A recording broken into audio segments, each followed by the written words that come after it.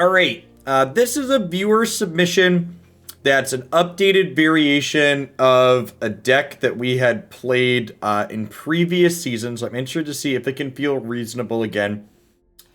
This is Enigmatic Incarnation. So at the beginning of your end step, you may sacrifice another enchantment. If you do, search your library for a creature with converted mana cost equal to 1 plus the sacrifice enchantment's cost and put it onto the battlefield. So this turns enchantments into creatures. So Trial of Ambition, Omen of the Sea, Oath of Kaya, Elspeth's Nightmare, Binding of the Gods. These are things that we're turning into creatures with this.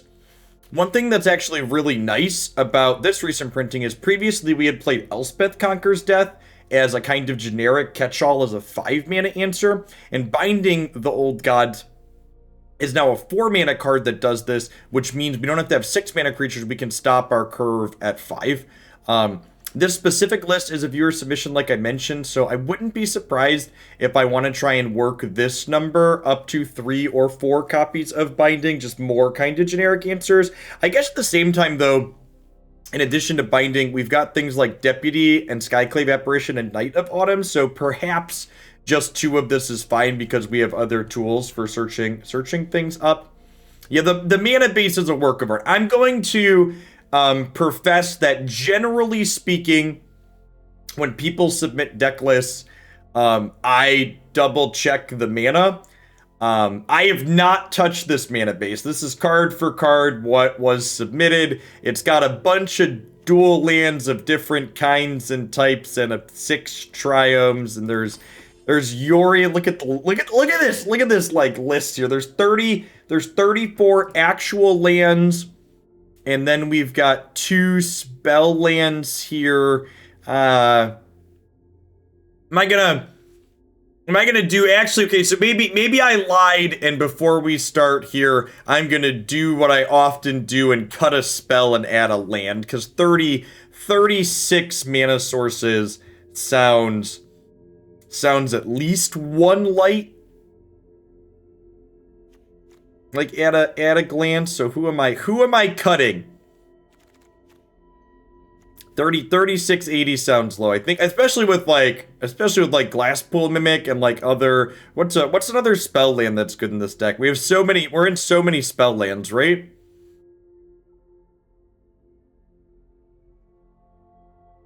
I don't know, maybe we should play a game first. I've got some scries and I've got this to search up lands. I've got this to search up lands. All right, we'll start with 36 and we'll go from there. I wouldn't be surprised if we get as high as 38 lands by the time we're done, though. Especially with spell lands.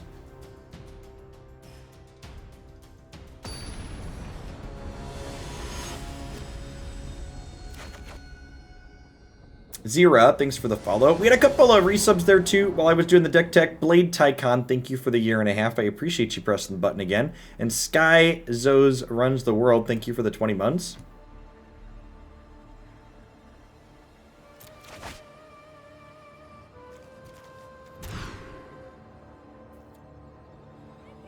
All right. Yeah, and this is like, so we're only on 36 lands, but we have 6 2-mana things that like dig us towards more lands, which makes me think maybe it's okay based on that. Maybe.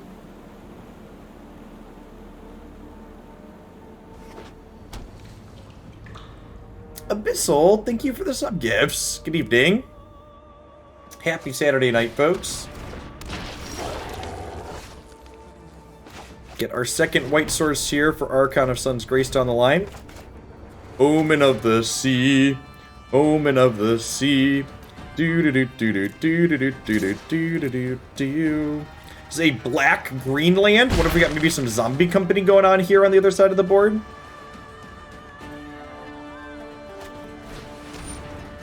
There's the submitter in chat there, J Ray. How confident are you on the number of lands, J Ray? Has 36 felt appropriate? Unsure how much you've played with the deck up until this point. Ooh, it's a black source and an Oath of Kaya. I think we're in for both of those, right?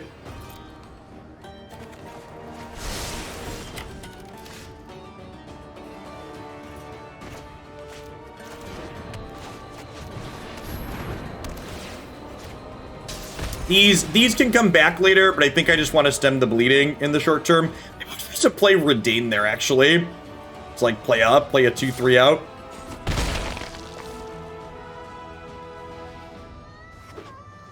I mean, if we hit an untapped green source, we get to drop this Incarnation next turn.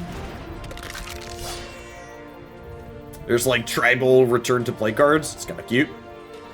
Ah, yes, the classic Pathway check land castle hand here.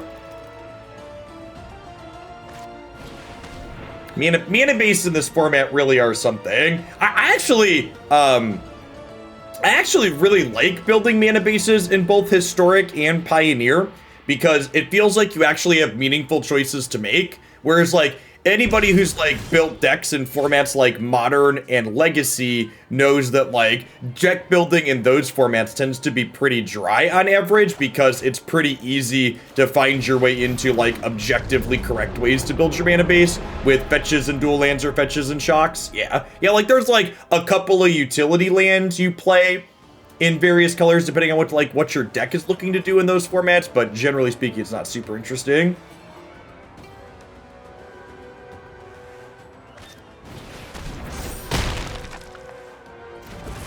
Primal Might. That's an interesting splash out of the opponent. Sick. Nailed it.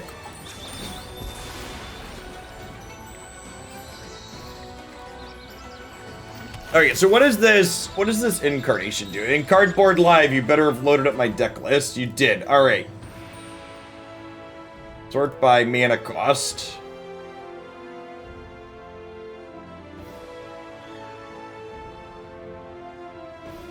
What do I want? Tell me what I want, what I really, really want. Am I just turning Oath of Kaya into Solemn Simulacrum? I think we're turning Oath of Kaya into Solemn Simulacrum. Okay, I think I want to hit a land drop here.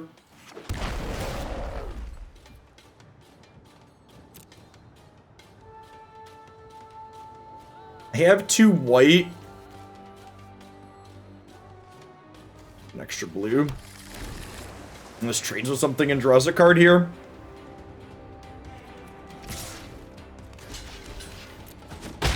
There are ways off of having 1 card to be able to return that, so we'll trade there for sure. I would love to draw a card. What kind of stupid question is that, Magic Arena?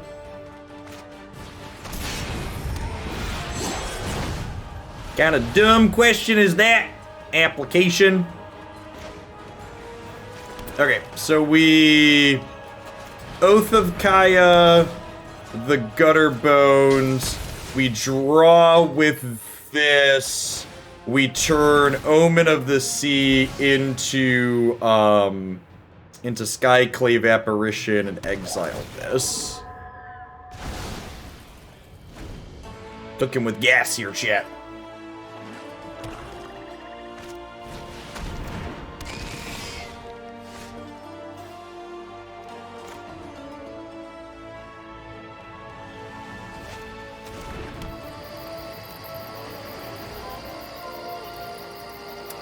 Auto order trigger abilities here.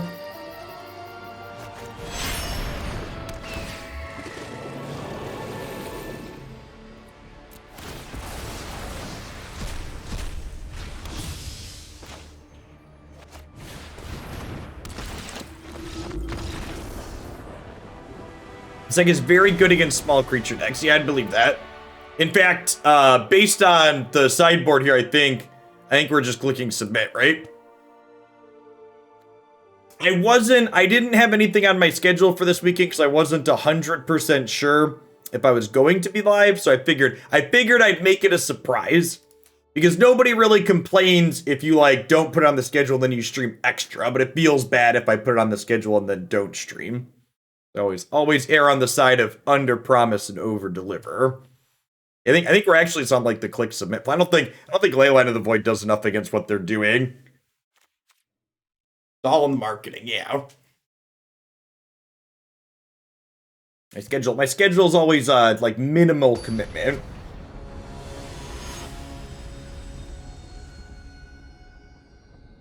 Or at least it tries to be. Sometimes life happens.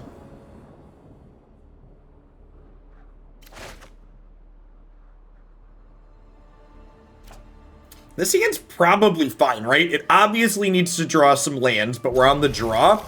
And if I stick on 2, I have 2 castable spells. If we get to 3, we have this. If we get to 4, this gets us another land. We'll fetch Swamp, play this as green. These are my thoughts. Also this, the opponent's a Thoughtseize deck. Just don't listen. You want the #1 best piece of advice you're ever going to hear against Thoughtseize, chat? Just don't mulligan. You'll never lose a game because you mulliganed to 5 and got Thoughtseized if you always keep 7. Them's just the cold, hard facts here with Jeff Hoagland.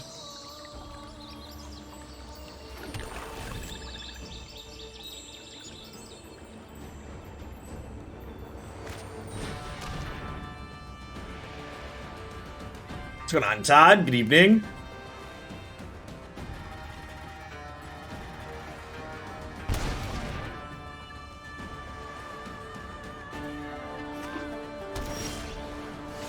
Ooh! Look at that! Look at that! Things you love to see, chat. It.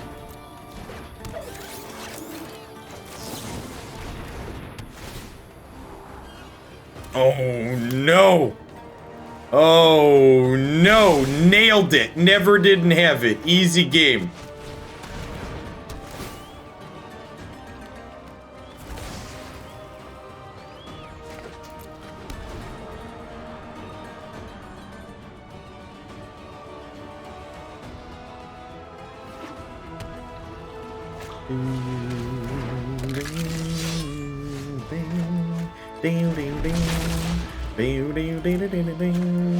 We just dress.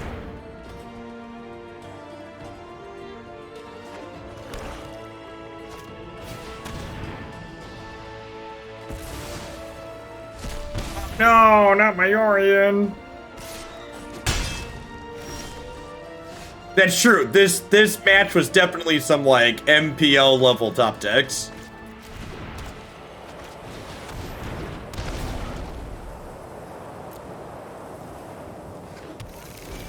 Good solid stuff here. I would love to draw a card. Hey, congrats, Seth.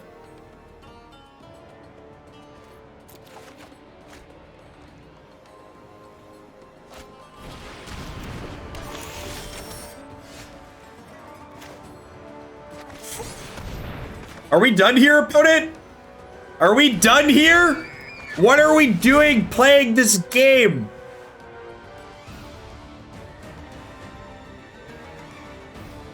Come and get it.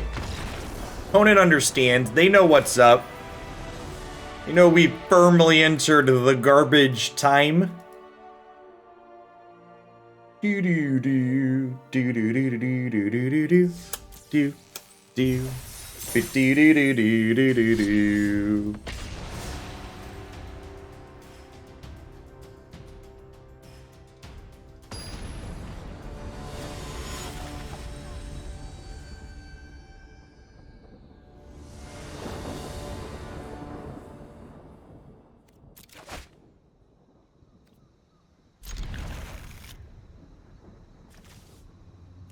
It's not amazing, but we're on the play.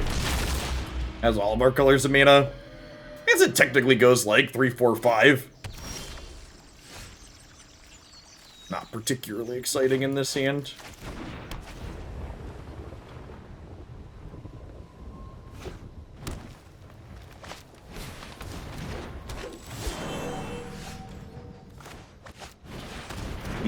Easy play here. Good night. Careful top deck. Definitely want a second white source. We got a number of double white cards in our deck.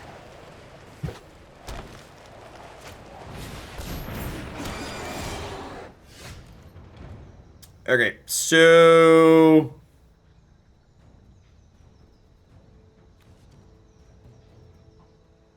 I think we just Solemn, so that way we can Yorion blink the trial next turn. That seem reasonable.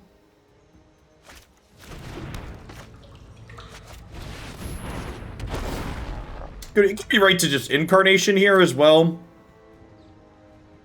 They play a second creature, I kind of wish, but I kind of want to get some Yorion value before I... Like, I've got so many Yorions in my hand.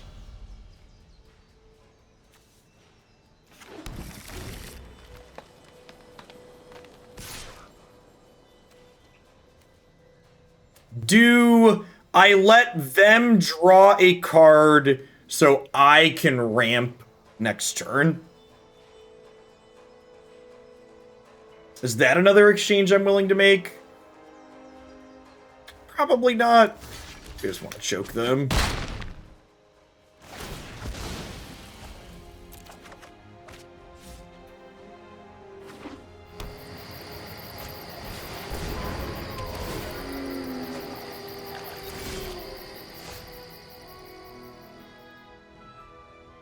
So, this card, players can't pay life or sacrifice non-land permanents to cast spells or activate abilities. They still have to sacrifice something to this, right? This actually just doesn't work against us. This only like stops me from like using oven or stuff like that, right? Yeah, it doesn't affect the edict.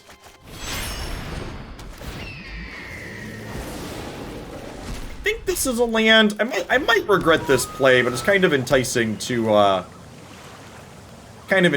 play that as a land, I think.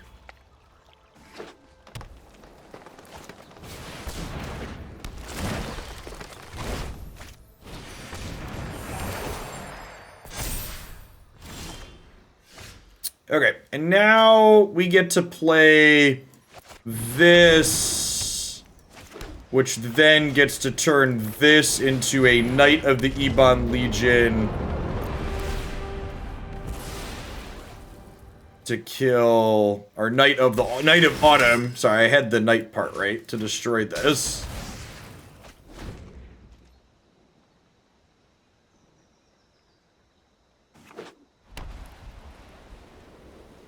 Are we getting double 5s next turn? Does this stop? Players can't sacrifice or pay non-land to cast spells or activate ability. No, it doesn't even stop this, right? It's a triggered, it's not an activated ability. It just actually doesn't matter. Okay, so I think we're getting Dub's 5-drop this turn.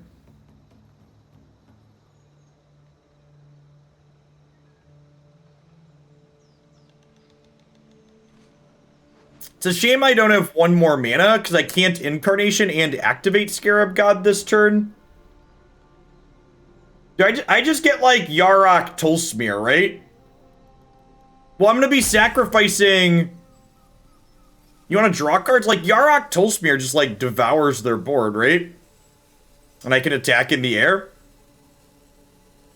What if I, like, do this and exile this? And then, like, we play this. I smack him for 6 in the air. And Yarok Tolsimir means that, we eat almost everything they have in play.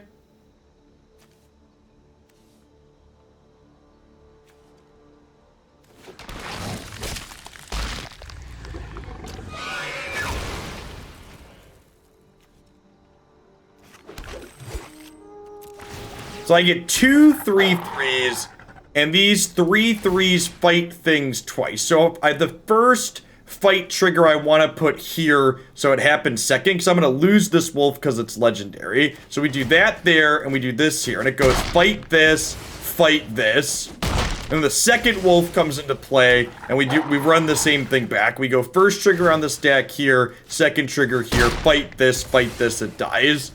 Oh, and we gained 12 while this was happening. Dougal, thanks for the 23 months. Welcome back. Good night. Yeah, I forgot. So I was looking at my old historic list the other night on my site, J-Ray, and this was what I was thinking would be worth updating. I'm glad you did it. Yeah, like this is all we got. Is that enough? Is it? And again, my opponent's like playing a small creature deck, right? So I just like don't click submit. Like these are for counter spells. These are for combo, just like where our main deck is main decked against creature decks.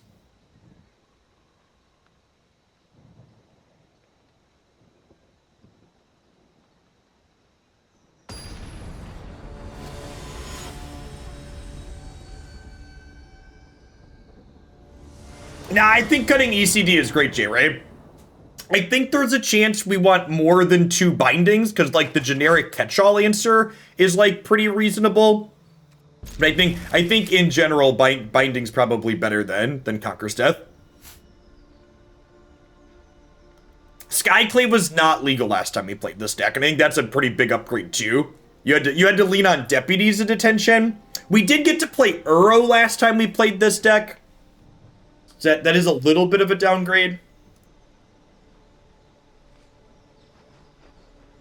Losing that one, but Skyclave's like a pretty powerful catch-all.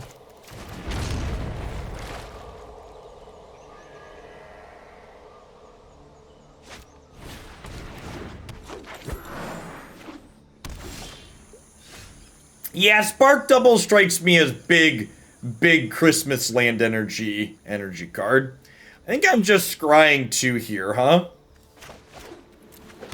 I'm just like looking to set up the next couple of turns and spend my mana every turn.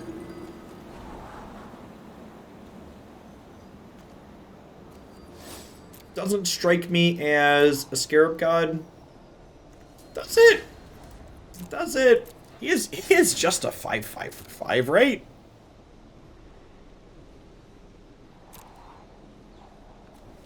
Should have gained 3 life, chat. Deck's perfect.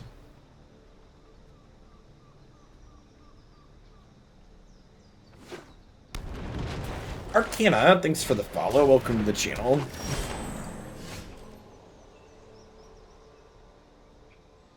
Do I murder a Llanowar Elves? I feel like if I don't murder a Llanowar Elves this turn, I really don't have a spot on my curve to fit in this Oath of Kaya anytime soon. I suppose I could go tapped land and then Omen of the Sea this turn. I kind of like slowing them down, though.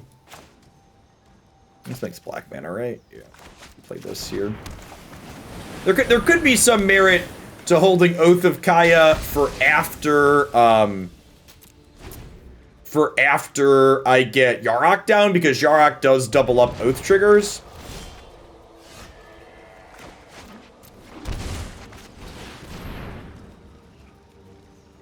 Don't have a Collected Company here. This is their first turn with 4 mana.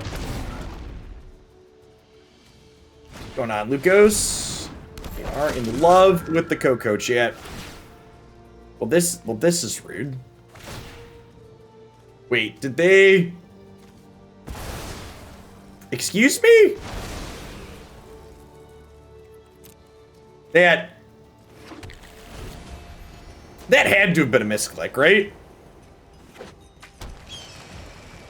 Ooh, we could play Temur Mythos in this format with, you get Llanowar Elves, which sounds lovely. Big fan of Llanowar Elves. Well, I mean, what am I supposed to do here? Not play the Scarab God?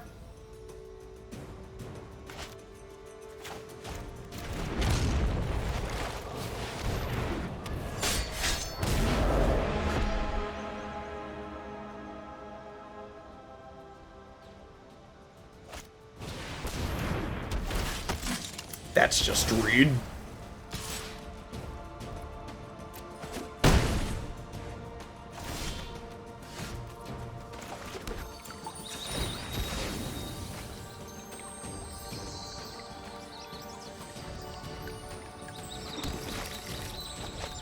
Much like Oath of Kaya, Yarok means we get double Omen of the Sea triggers here.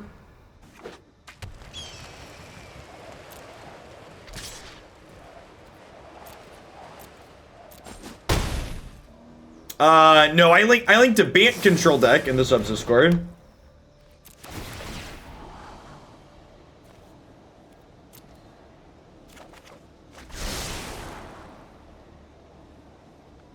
Oh, I have a convenient 8 mana next turn, chat. What a convenient amount of mana, chat.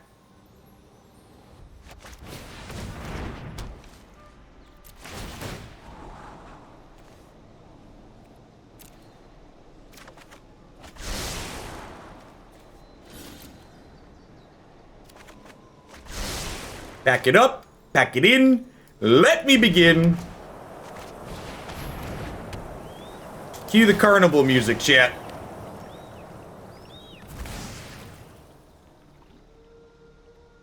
Hey, chat.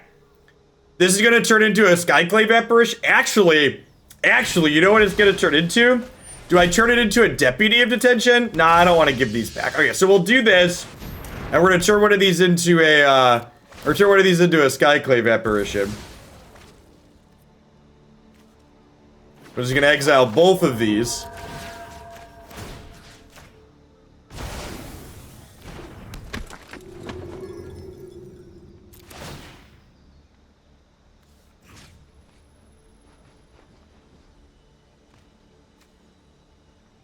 Wait, if I exile this in response, they don't get the token, right?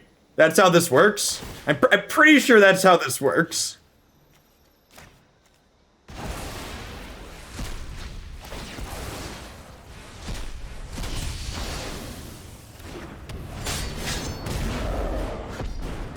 And then at the end of their turn, my Solemn's gonna come back, and my other thing's gonna come back, and it's gonna be great. End step triggers.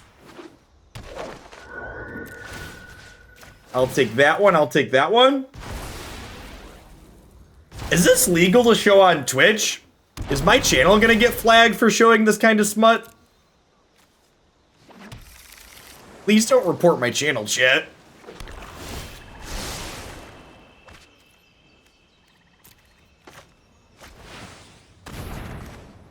I don't know if this is the right play, but it's definitely the sweet play.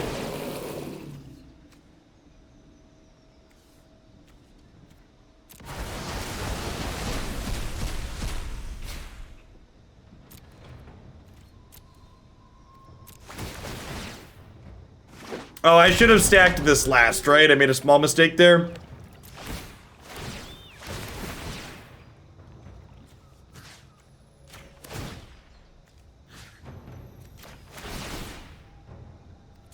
Oh, I'm out of basic lands. I shouldn't have blinked the Solemn.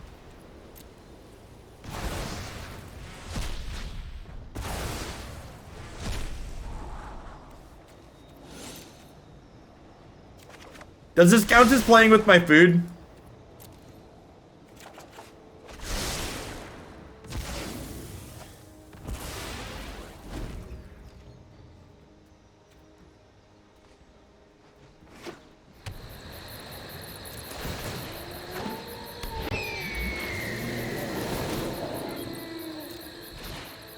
Fine, I'll submit 0.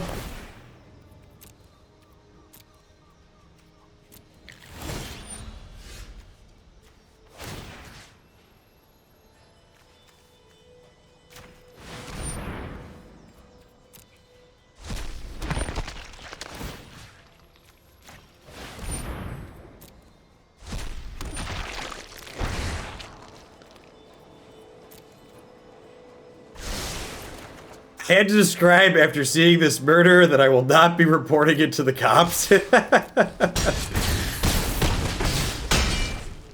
exactly lethal.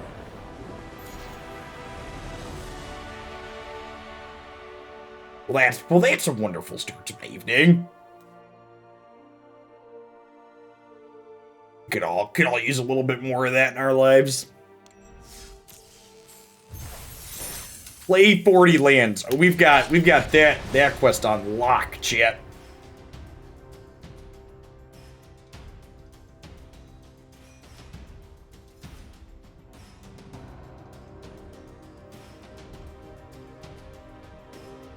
Why must this? I mean, this deck's the real wild card killer. This is like 80 rares and mythics, 95 rares and mythics. Cyrex, thank you for shipping your Prime this way again. Welcome back. Good evening.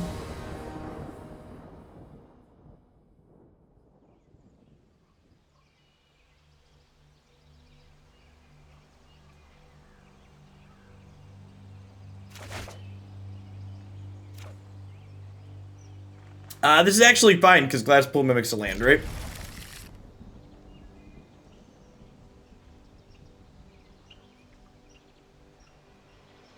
Yeah, decks like this really highlight the excellent things that Magic does, right?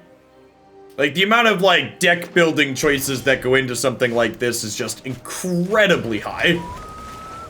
And other games just struggle to rival, like, what this is doing in terms of the ins and outs. Yeah, it's the type of gameplay that's very unique to Magic as a game, for sure.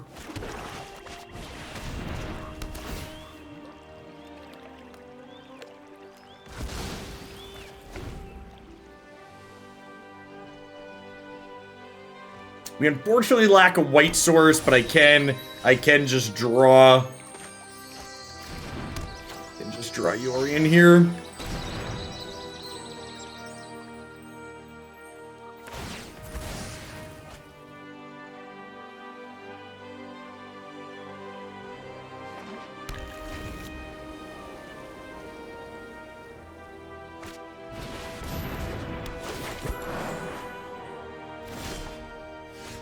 Ooh, they missed a land drop. That's good for us.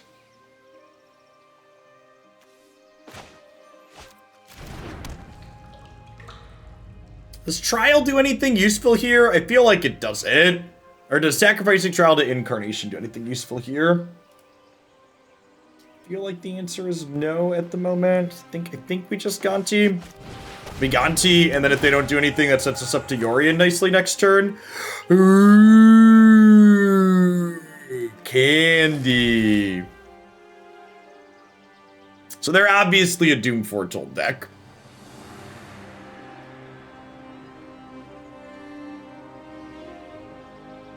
You, like, could arguably play this card in our deck, but we're, like, not quite greedy enough to play it. Like, we've got enough value in other places. This is the type of card that, like, Twitch chat will cut stuff from our deck and add copies of this card, generally speaking. Has been my experience with this archetype. People will cut cards that keep them alive and add copies of stuff like this.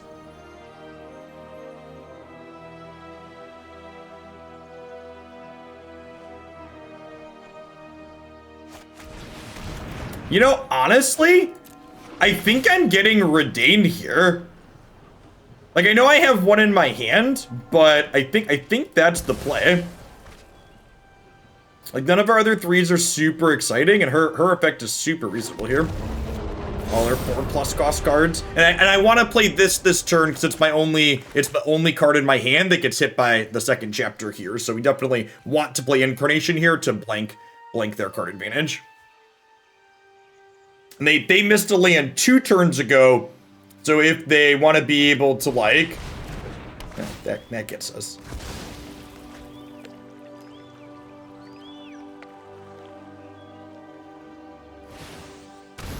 This is fine, right? I get to Blessing here, and then I get to Reidane still, and then I get to sack this to go get a 4-drop.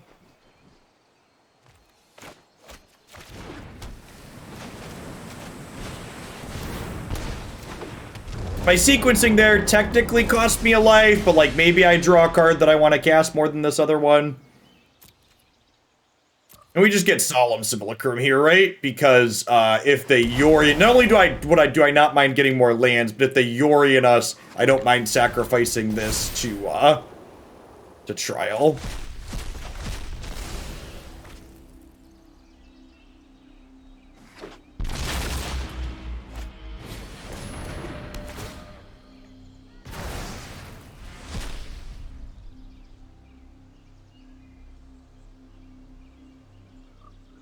What's going on, Skip Dash? Good evening.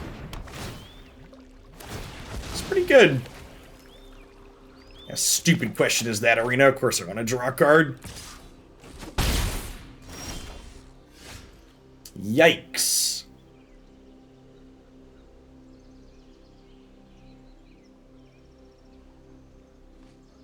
It only costs you 2 rares and 3 uncommons to build this. Yeah, you're a long-time member of Hoaglandia.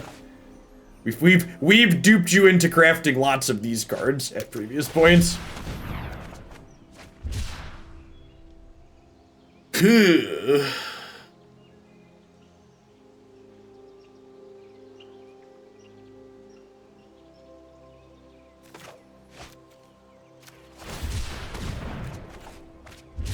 When your opponent has 9 cards in hand and their best play is just double cycle. Hey, that's actually a decent draw, right?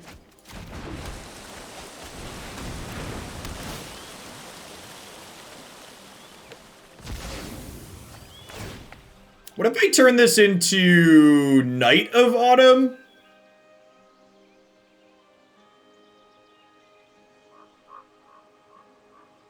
I guess if I Knight the Baffling End, they just blink both trials. And edict me off them next turn. I think I'm declining here, actually. Yeah, because if they play, what's it called next turn?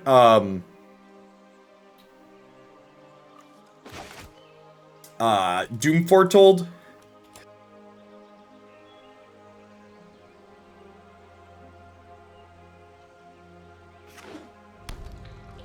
They play Doom Foretold. I want to sacrifice this. I just want to get in, get out, and finish the job. It's the least you deserve. That was a great draw. Can I get a flavor judge on Oath of Kaya killing Kaya? Are there any flavor judges in the audience I can get a ruling on from that? Is that breaking her oath?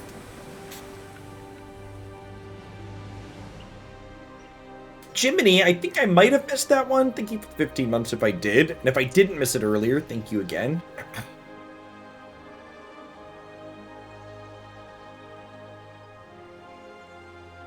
Getting involved in the Gatewatch is a deadly mistake. That's a good, I like that. I like that take on the situation.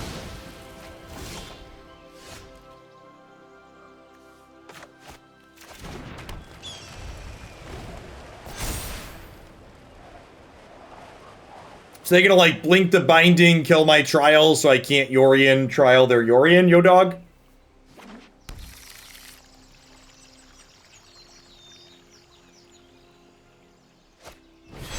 That gets them another land too. We're kind of light on threats from a position like this, right? Is Gonti the best draw in my deck? I think he is, huh?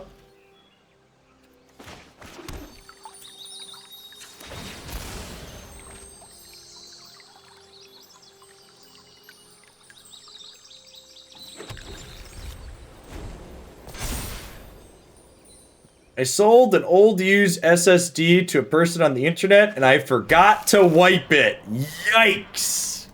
Yikes. And I take it based on that message, you're not the type of person to use full disk encryption.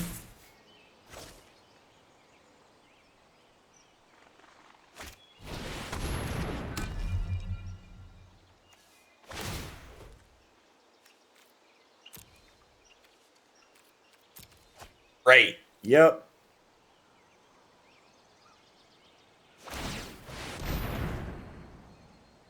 Well, that's annoying.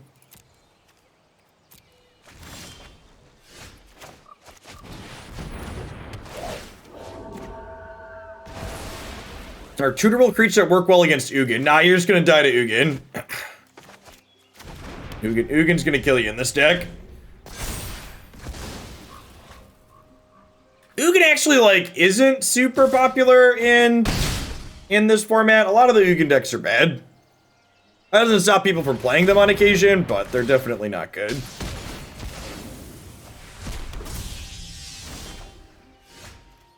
Well, I mean, all things considered, this could have been a worse draw.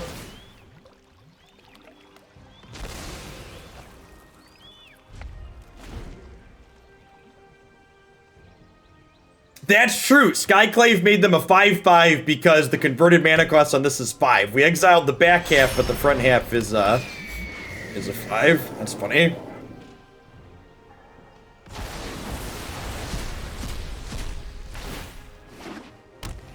I guess we're going to 7 here. Can I please draw a Gonti? It's all I want for Christmas.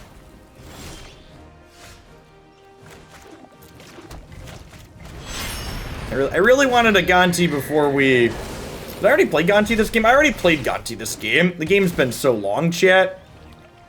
Game started almost 10 minutes ago.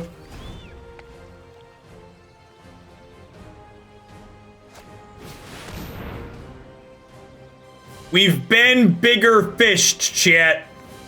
We've been bigger fished.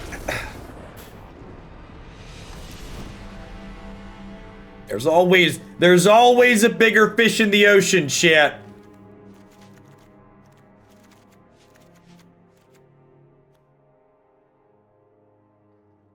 Am I boarding in Leyline of the Void to stop their eerie ultimatums?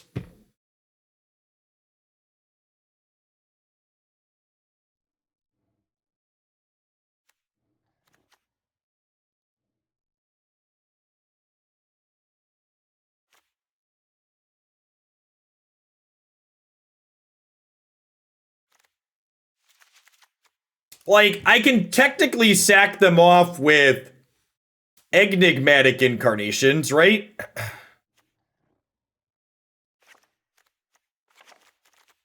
Is like a thing?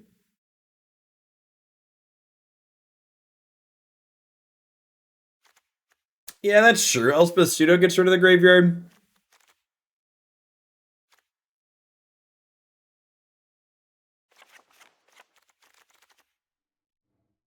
Yeah, it's probably bad. I definitely want the negates.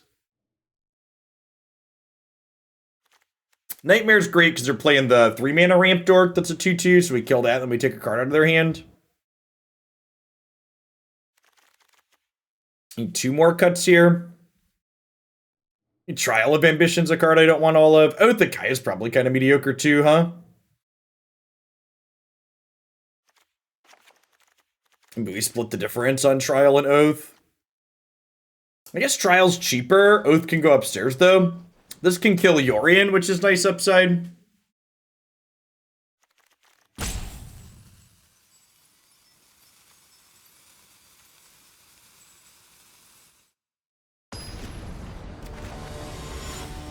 Yeah, opponent's archetype is very likely playing Conqueror's Death.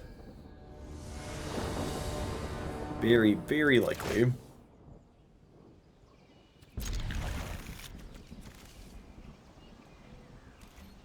Not the fastest hand in the world, but also, like, not the fastest match in the world.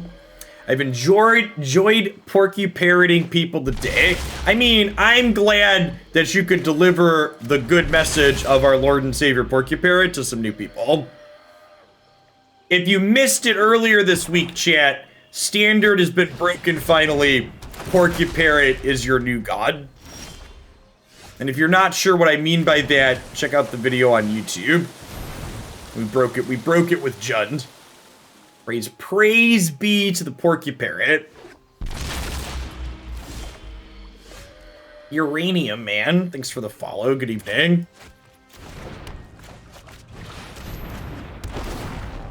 Solemn Simulacrum is just so good in matches like this. Just like, here's my Mopey value ramper. That's all I want to do in life, chat, is play Mopey value rampers.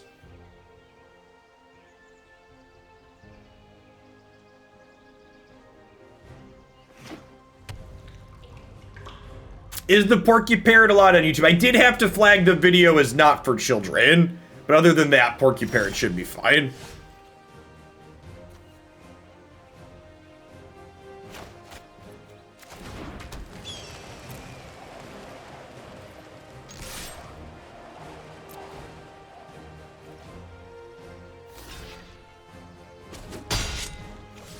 No, I didn't change the spelling because someone was upset by it, and yeah, I changed the spelling because content is more likely to be found if it's spelled correctly. Like people, what the fuck?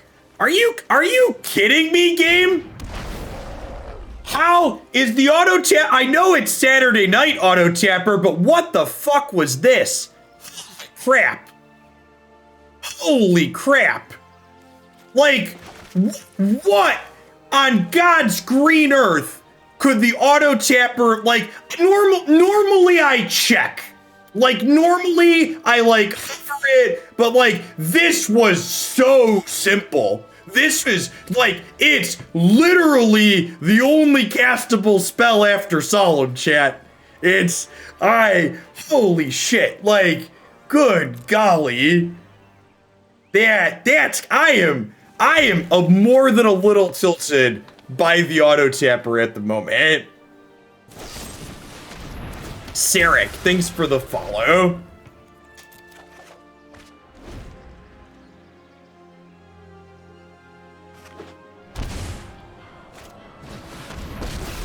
Sure as shit wish I could counterspell that. Wouldn't it be nice?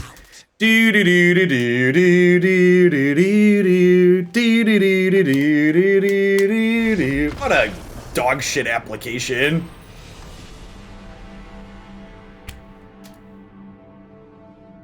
Yeah, like usually I'm like super careful. But it was literally the only castables, and there were 2 blue lands. There were 2 blue lands in play. Like, come on. It's just embarrassing, right? Like, this isn't new. This thing's been out for like 3 years at this point. Or a dog, thank you for the 5 months. Welcome back. I guess I can't even imagine what kind of spaghetti mess the auto tapper is that like that could happen. Hey, I'm glad you're doing all right in Texas, or dog. It sounds like real scary stuff going on down there. I'm glad folks are coming out the other end. Yeah, like what does the algorithm look like that like that was a possible outcome? Like I just like as someone with a programmer background and a master's degree in mathematics that studied a lot of algorithms, like I can't comprehend what is going on that was a possible outcome. Today was a special surprise, Hidden Flame.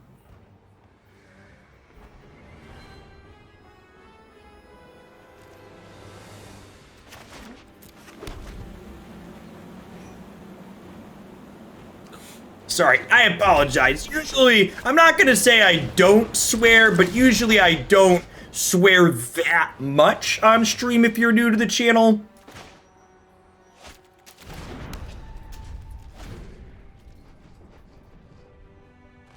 How'd the derby go? I can now put, has successfully managed a Pinewood Derby live stream on my resume. So they ran the races and recorded them all last night, and then me and one of the other scout leaders pieced it all together in OBS, and we live streamed the kids' Pinewood Derby this morning. They seemed to enjoy it. So that went well.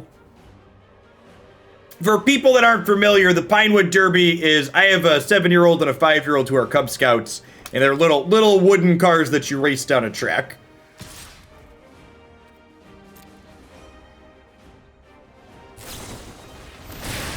Oh, they're Feather. Okay. Our hand is very bad against Feather. Our deck's probably pretty decent against Feather overall, but this hand is not.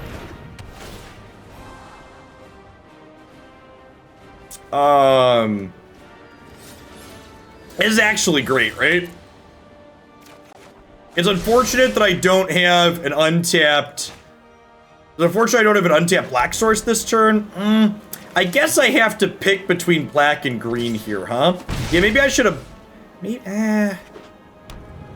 Like, commenting... I did not. I simply did production. Alright, that's great. Okay, so now I can get green this turn. And we can Incarnation and not feel bad and turn this into Skyclave and get rid of the Feather.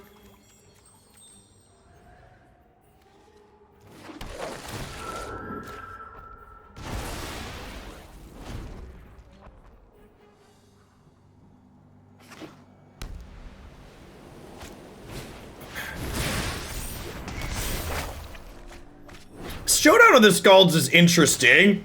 One of the problems with Feather is that it has a hard time against decks that grind it out. This gives you some grind of your own in an interesting way.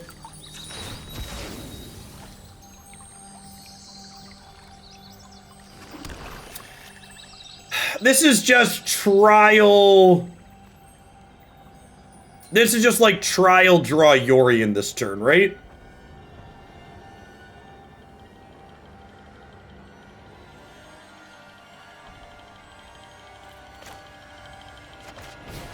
Escape also takes green mana, and it's one more mana.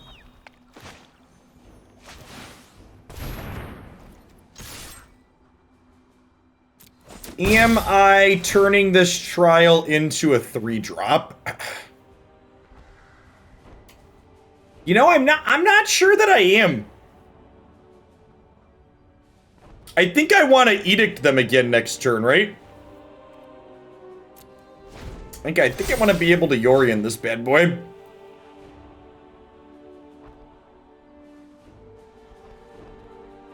Hey, WMGX, thanks for the raid. Hope you had a wonderful stream today.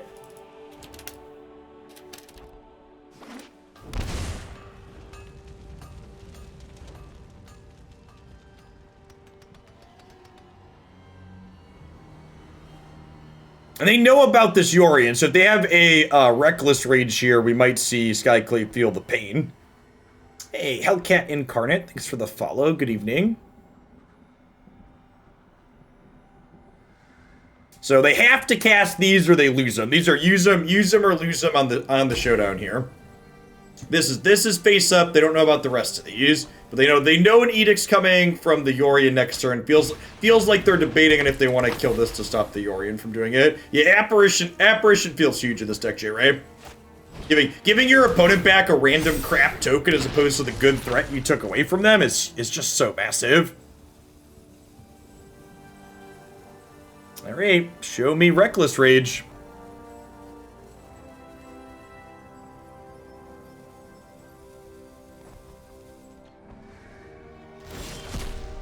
Could still have Reckless Rage. Could see it in response here. Although, if they're waiting to do it in a response, they're gonna miss a +1 counter from the Scalds, right? Yeah, I like the one deputy because occasionally that effect's gonna be better, I think.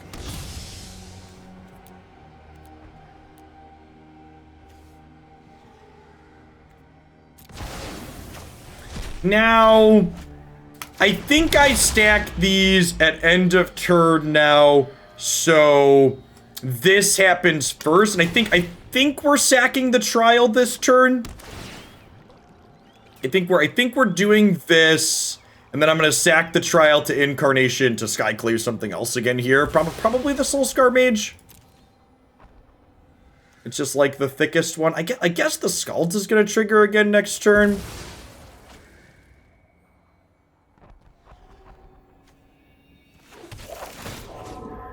I'm gonna take this. Ha! That emote's great, WGX.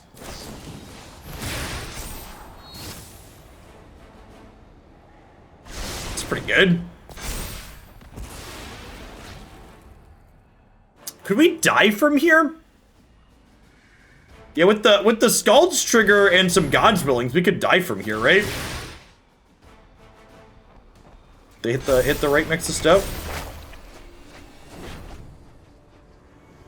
It's a whole lot of lands up top for the opponent. Scalds has been super impressive so far for the opponent. So each God's Willing is +2. They have 5. They could get us for 9 with double God's Willing. I suppose they could have God's Willing plus a Defiant Strike. Yeah, so if they have God's Willing in their hand now, this Defiant Strike is +3. So that's 12 total, so not quite lethal, but getting close. Yeah, that's why I'm counting one more Willing as a card from hand.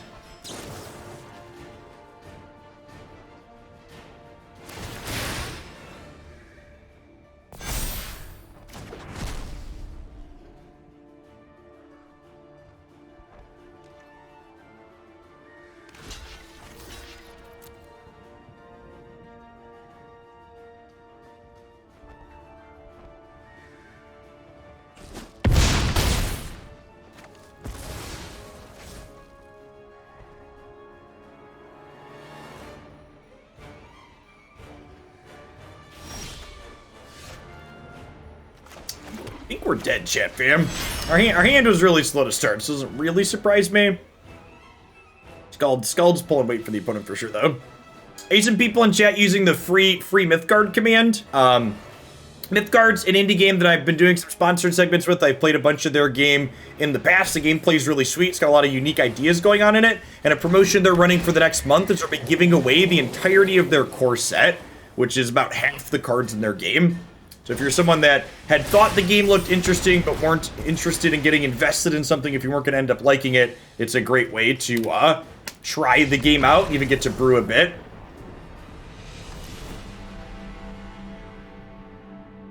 I think I'm just clicking submit here. Like I said, I think these creature matchups are good for us. I just need to mulligan differently, knowing that our opponent's an aggro deck now. We're gonna close the stream out tonight with some Mythgard after we play probably another hour or so of Magic.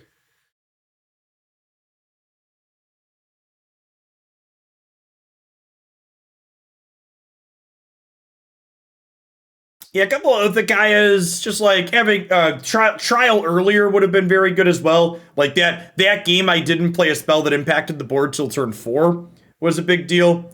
Like I played an Omen, and then I played a tap land and did nothing on turn 3. Just like having things that impact the board before turn 4 is ideally what we're looking for.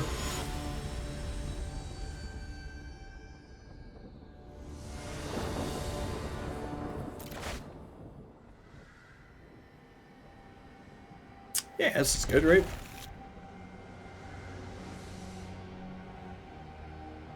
We'll play this tapped on 1.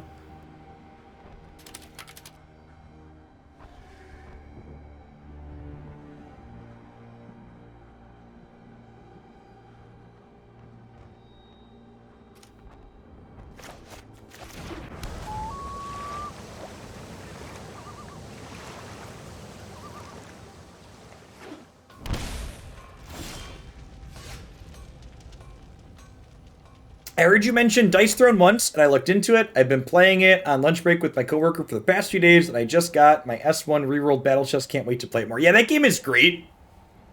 If you're someone that wants like a casual one-on-one or multiplayer like EDH style experience without the EDH price tag, cannot recommend Dice Throne enough.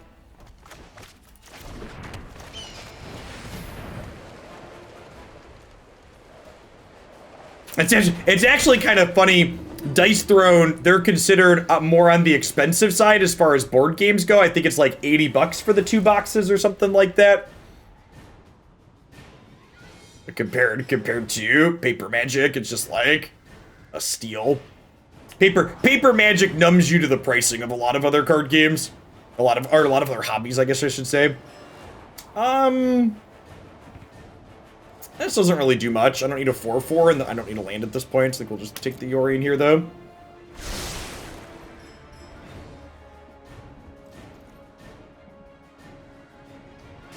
It's 89 for one of the boxes of 8 heroes, or 25 for the 1v1 set. Okay, sweet. Could you imagine spending that much on cards? How stupid. What kind of idiot would do that? It's like when you put the price of board games into how many Scalding Tarns it buys you, you can just like justify buying whatever board game you want. You're just like, and this purchase is 1.5 Scalding Tarns.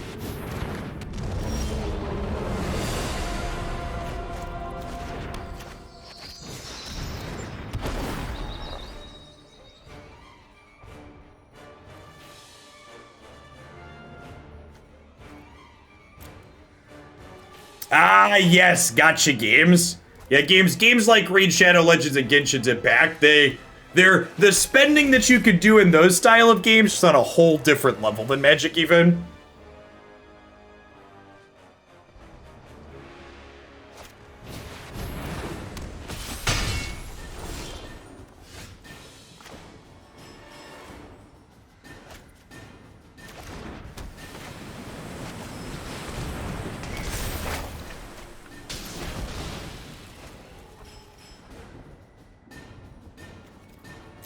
Yeah, so something that's sweet that I forgot to mention with the Demacia fight spell in my review of it, Hidden Flames, is if you use it on a scout unit and you haven't attacked with scout units yet for the turn, it basically turns into a rally, which is neat.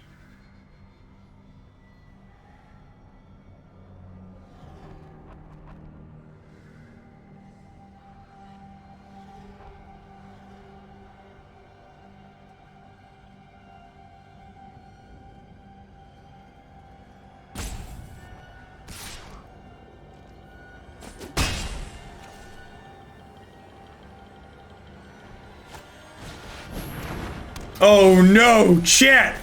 Someone call the police! There's been a murder! Oh no! Oh no! I'm not sorry, opponent, not even a little. Oh yeah. That nummy concession, Yorion. This does constitute late night Hooglandia.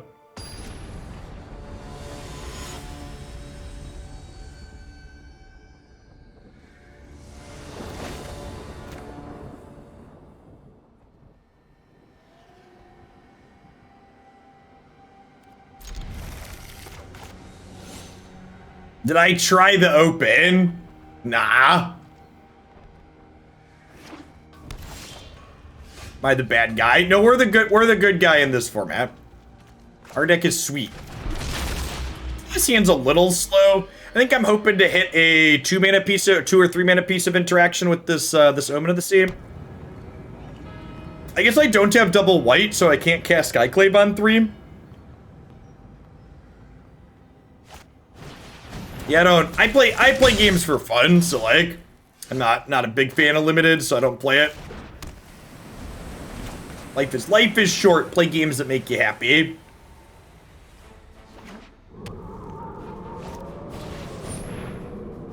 There's a good chance we're just dead here if they have a decent handful of protection. Maybe I'm supposed to mulligan. Let's find a trial. Let's find a trial of ambitions. We'll be okay, huh?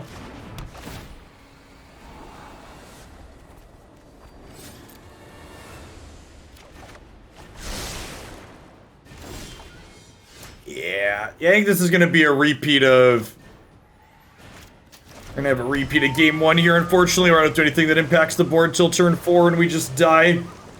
We're gonna play a spell, target 10th district, flash it back with Dreadhorde Arcanus, and bury us in a box in the ground. Yeah, it just wasn't acceptable on the draw. Imagine if I had like a Heartless Act here or something. We would have gotten savaged.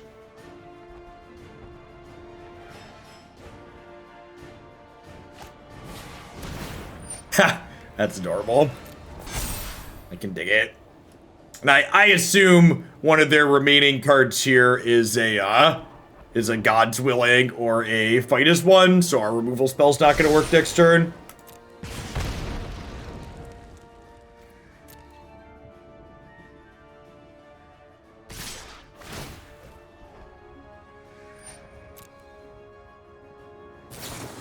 So I'm taking 8 here, down to 8.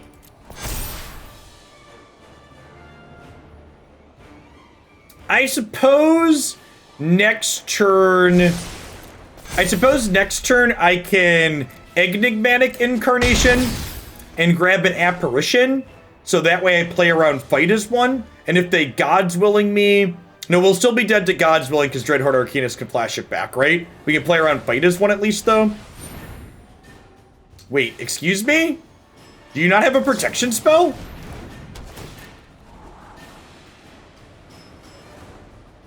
Well, shoot. Well, I'll be. So you're saying there's a chance. Take a chance on me. Oh, no. Oh, Tecatli shuts down my thing. Oh, I'm so dumb.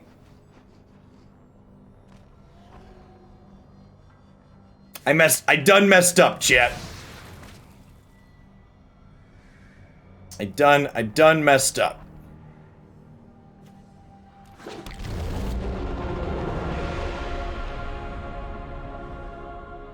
I was thinking we were going to get to exile the 10th district because they tapped out.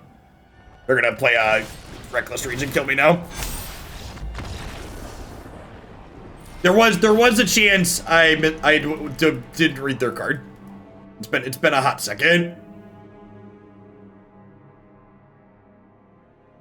I think if we kill their thing there, we actually end up in like a really good spot, right? That was a pretty big throw on my part.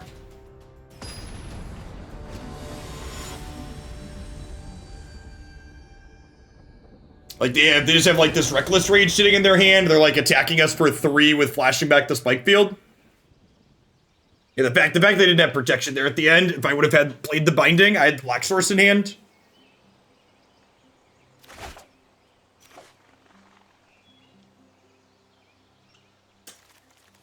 Tian doesn't have double black to cast this. It doesn't really accomplish much else. Yeah, this is fine, right? Throw back the noodle.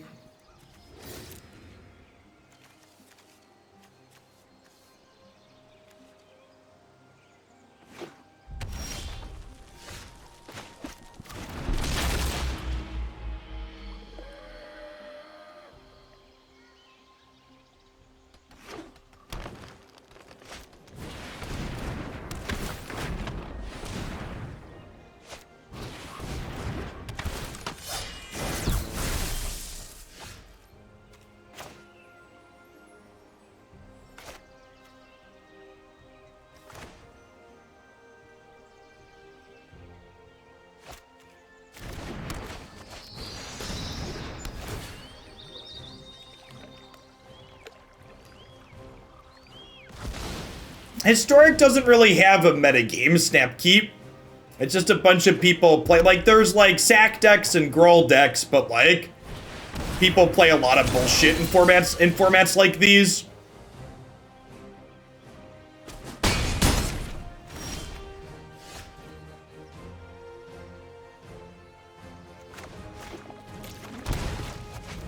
So, dead to cleave next turn.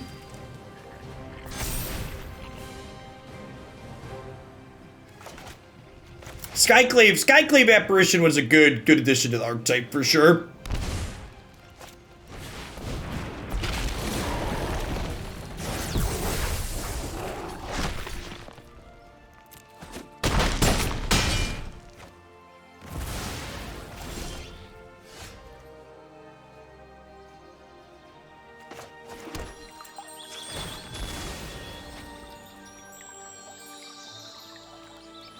Well, I mean, 3-4 with Lifelink sounds lovely. And they didn't have cleave last turn.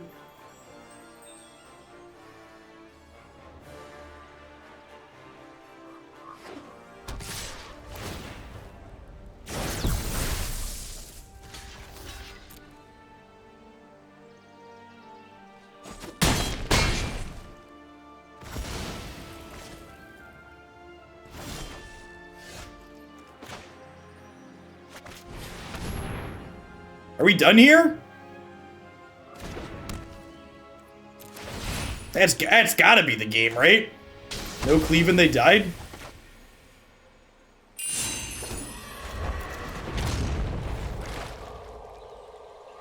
We're going back up to 10 this turn? Bringing in 5 next turn? Ooh, Collected Company. Yeah, that could get them out of this. They have Questing Beast in their Collected Company deck.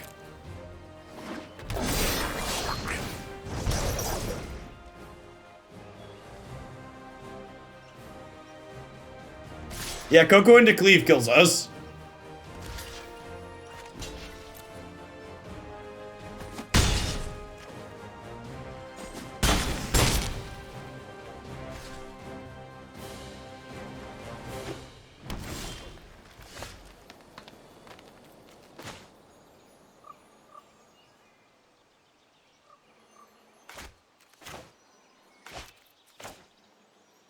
I start here because if I draw Oath of Kai, I'd rather play that than Trial.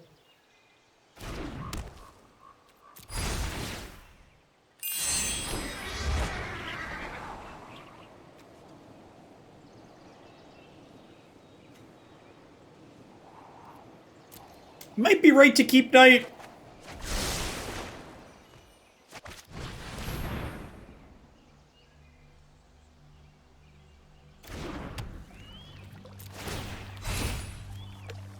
Suppose they could have another copy of Galactic Company here.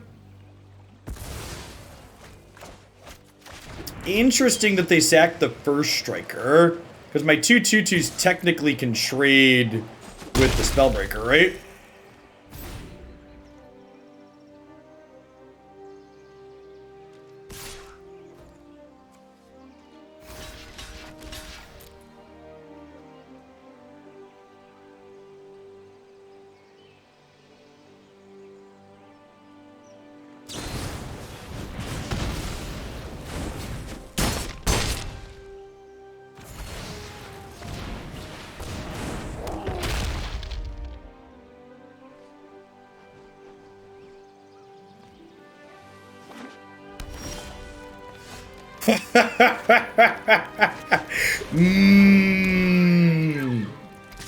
Was that a good draw? If so, why? Please explain. I'm gonna cast it now in case we draw a tapped land.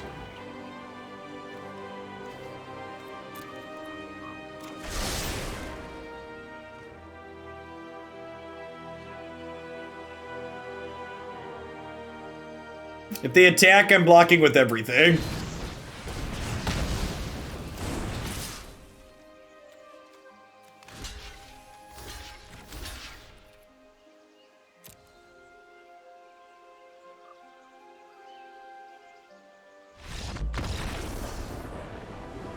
I think our deck's fine, Lampton. I think our deck has a ton of good tools for these creature matchups. I think we're probably a little bit on the soft side to other control decks, but like we have okay tools out of the board for that. And a lot of it comes down to mulligan choices. We haven't seen the games yet. Yeah, we've been playing for like a little over an hour. We've won plenty. Made some mistakes and lost some. This card was a big upgrade. Big upgrade to the archetype.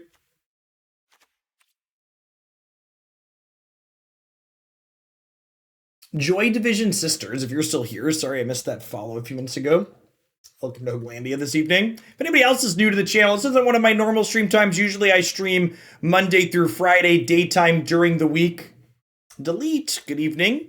I have a YouTube channel, though. If you enjoy off-meta constructed decks, I've been playing a ton of Standard and Historic here since the release of Kaldheim. My YouTube channel usually posts 2 to 3 different Magic deck videos per day during the week, with different things that we're trying out. Yeah, there's a Vanaphyr video that we posted yesterday, Thorbrand. It was sweet. It's my favorite deck in Dice Throne. Is it the Valkyrie? I think it's the Valkyrie. So it's the one that uses a bunch of different modifier counters on her. I think it's my favorite one. I haven't played with all of the characters yet because we got it after the pandemic started. We got our rest of it, our rest of our copies. And Christy and I often play with the kids, so we try to only use the 1 to 3 star difficulty characters when we play with the kids to make it a little bit more comprehensible because they're only 5 and 7. Panchi, good evening.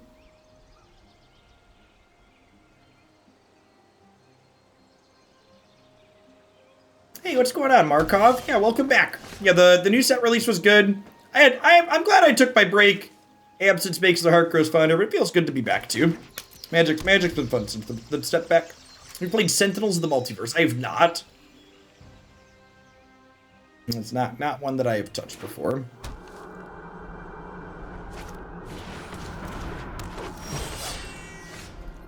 Is this a gain 3 Charming Prince? I feel like this first one's a scribe.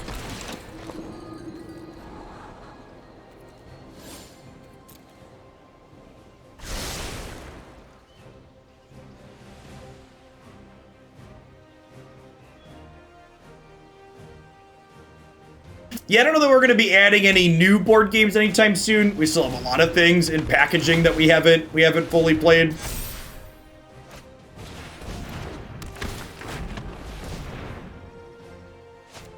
Looking forward to vaccine rollouts getting more completed.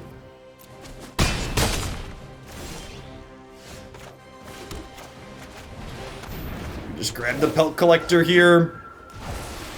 We'll get a 1/1 back after the Skyclave dies. Definitely blocking these burning tree emissaries here.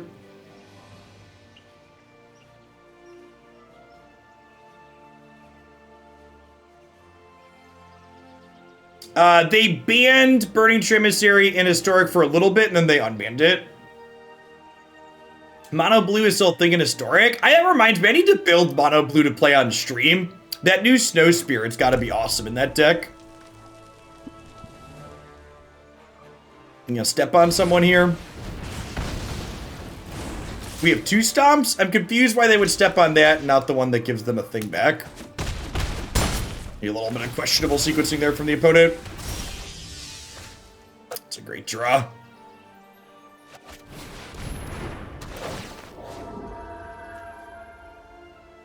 I think we just get rid of that one to alleviate some pressure for a turn here.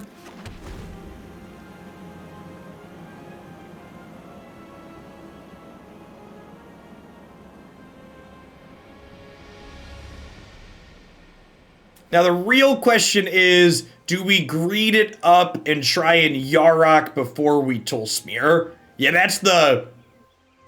I think the 3/5 lifelink probably... It could be right to do this first, just to, like, eat something again a little bit. Yeah, if we keep dodging Embercleave, we're in an incredible spot. I just like Embercleaves, I don't even think is a card we mention, because it's just, it's just so... We just can't beat it, so just don't even think about it. We're on 36 lands total, if you count our spell lands.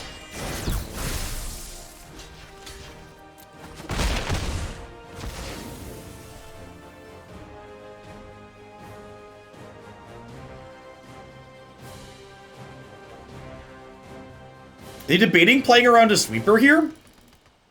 You should definitely play your Bone Crusher Giant. Any good board top games you'd recommend for small kids? Can you define small for me? Because I have a lot of kids games recommendations, but it depends on what your definition of small is, which one I tell you.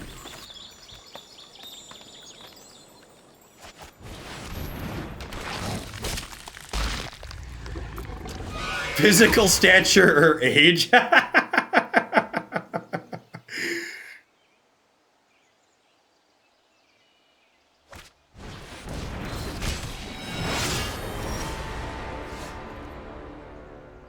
Okay, so this game is over, right?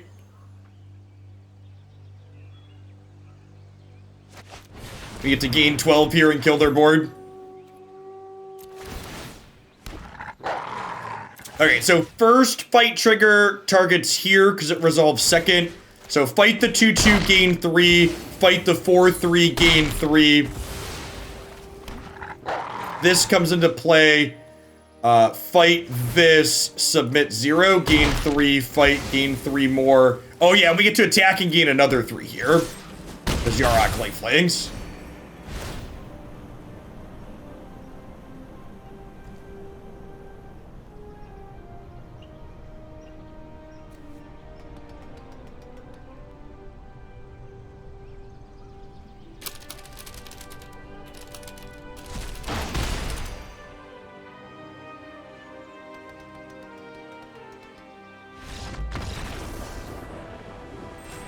This deck's really good against aggro. You know, if you know you're playing against aggro and you mulligan appropriately, yeah, this deck closes really quickly. I should stop watching you -16 rare wild cards after this run today. 6 to 10 years old. Okay, and then here's my follow-up question, because now you said cousins. So for 6 to 10 years old, are they like gonna be playing with someone who's a gamer who like knows their way around like card games and board games, or is this like a game you're handing to muggles to play with their children?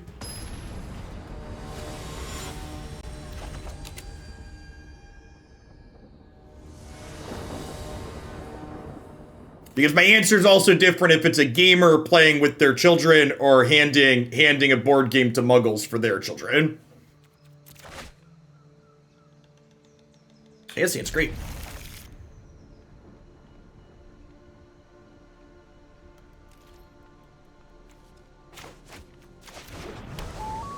There's nothing wrong with being a non-magical person, chat. It's just, it tells you, it just like, you know, it just changes what the target audience is. So knowing that helps you make an informed recommendation.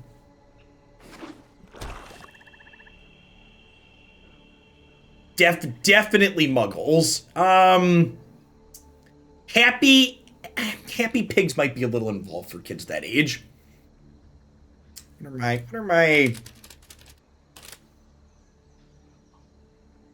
I don't think this one has a couple of the more recent ones I had on it. Oh, it does. Point Salad and 5211 are both fine for playing with kids. New York Slice is also a decent one, and Menu Masters is a decent one.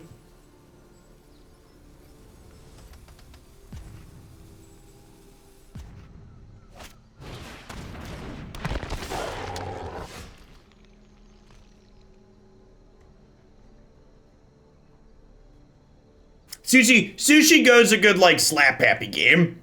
The games I just recommend that are all, like, kind of strategy games that are just fine for children. Listen, chat, I've been to many a Gen Con. I've played a lot of games.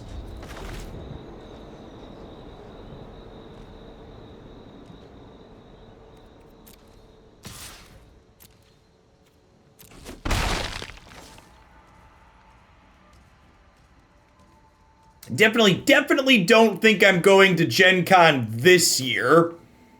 Even if they have it, but hopefully 22. Hopefully it's going to happen in 22. Have you ever played DC deck building game before? I have, in fact, played the worst balanced deck building game that's ever existed.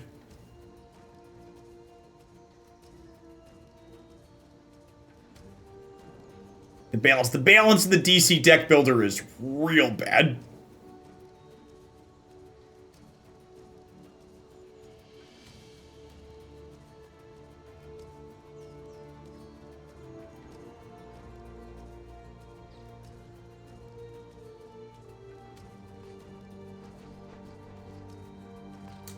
Big fan of social deduction games like Codenames and Werewolf and stuff like that, Thorbrand.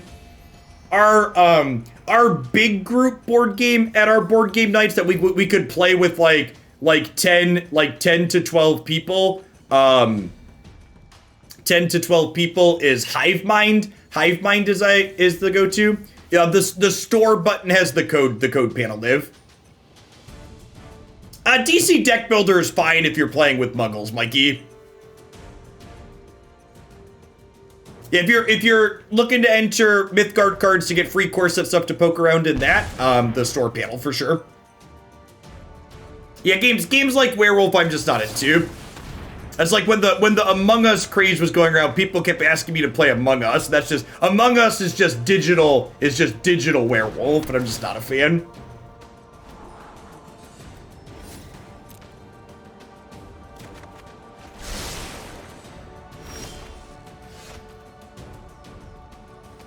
Well, I think we're just cycling. I think I'm shocking to cycle this Triome.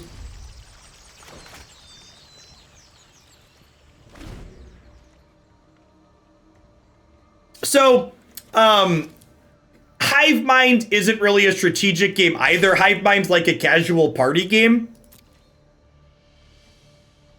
I would argue Hive Mind is probably the best game Richard Garfield's ever created.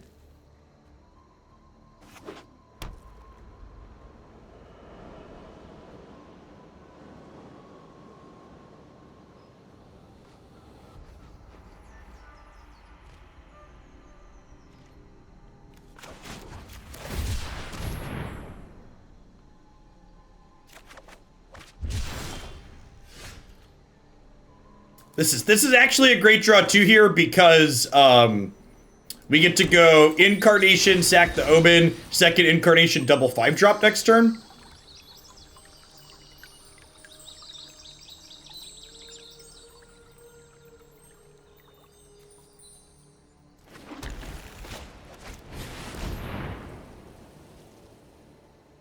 Best game Garfield's ever created. Those are fighting words. Obviously, it's Artifact. I liked how while making your joke, Artifact was so terrible, you couldn't even remember the name Artifact to type it out.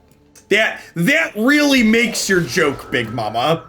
The fact that Artifact was so terrible, you couldn't even recall what it was named.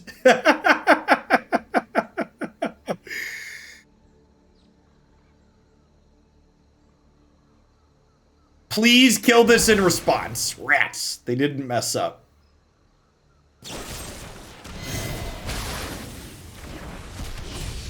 It was impressively awful is a good way to put it.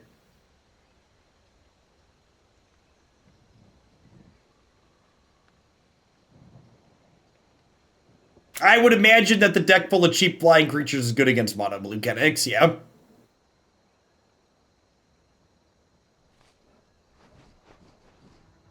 They're still going to be super sad when I play this in a second Incarnation next turn. We just, like, dumpster them to Value Town. Won't you take me to...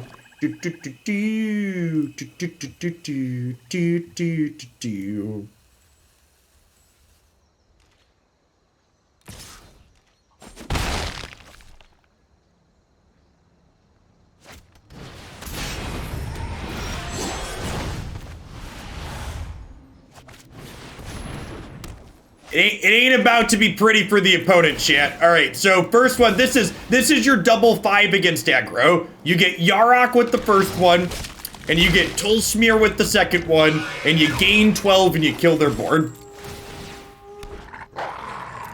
So fight this first, or on the stack first, then this fights into here. Then another wolf comes into play.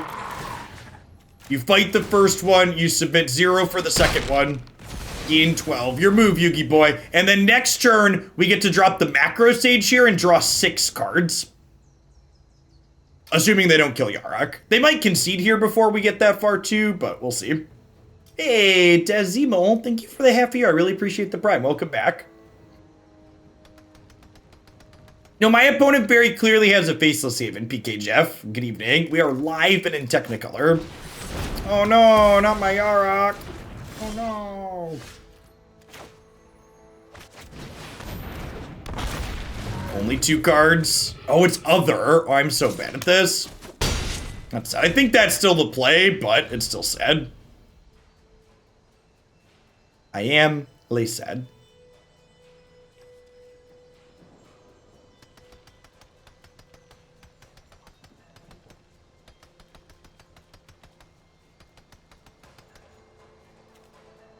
I know Tolsimir's name here says friend to wolves, but really, chat, Tolsimir is a friend to all.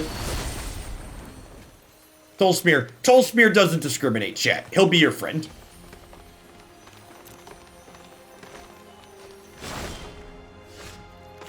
And you see that sick value our opponent just made? They discarded a card that went to their graveyard.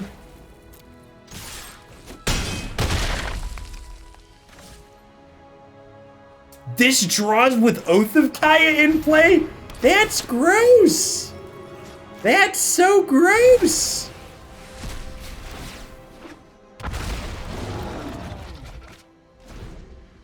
It's garbage time. You don't have to go home, but you can't play here. Do do do do do do do do.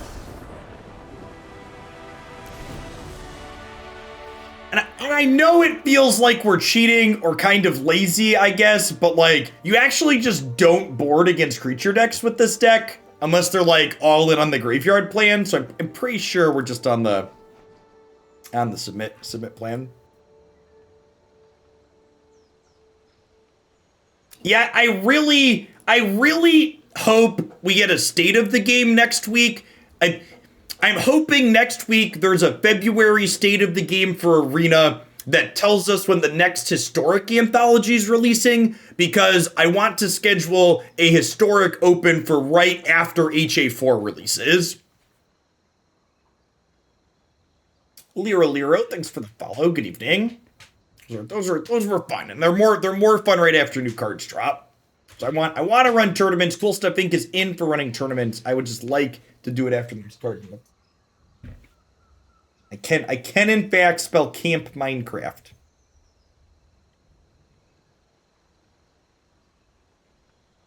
Enjoy, child. See, chat? It's my 5-year-old watching other people play video games. That's what I refer to as job security. Jaka, thanks for the follow. Good evening.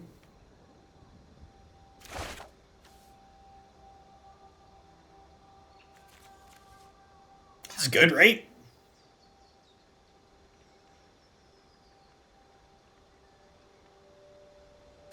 It's funny, I had the Twitch app up on the smart TV looking for something to watch the other night, and Declan walked in and he pointed at a stream that had Magic Online, Magic the MTGO up as its preview, and he goes, "Oh, that's the old card game, right?"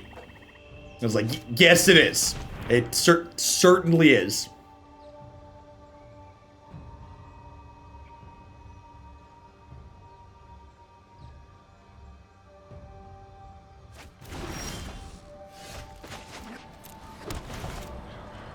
I didn't have to tell him that it was the old card game, chat. He just knew it instinctually by looking at the user interface on his screen. He's a sharp lad.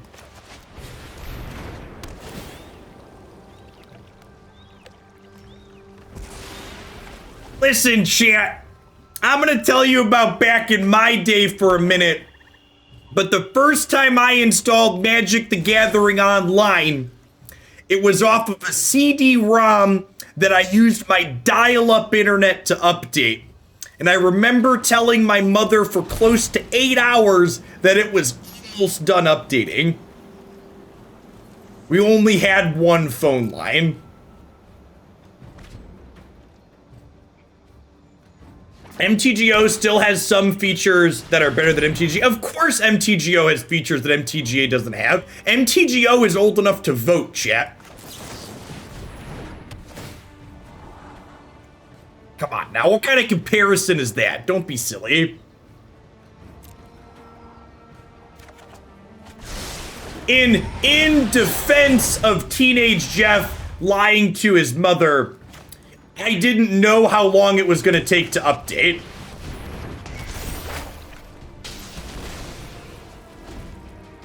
Is MTGO still the premier competitive client? I don't think so anymore. I think with the advent of, I think at this point, Arena is at least on par with Magic Online in terms of competitive offerings, in large part because of the Arena Opens and MTG Melee.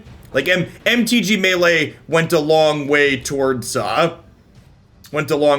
making competitive stuff more accessible on Magic Arena. I think we're just Solemning this turn. I would like to get my ramp on. Yeah, Binding being cheaper than Conquer's Death and ramping us are both huge things for this archetype. Big agree.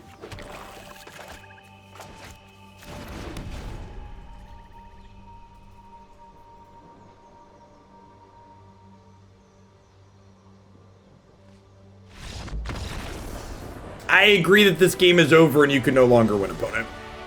I'm glad you concur.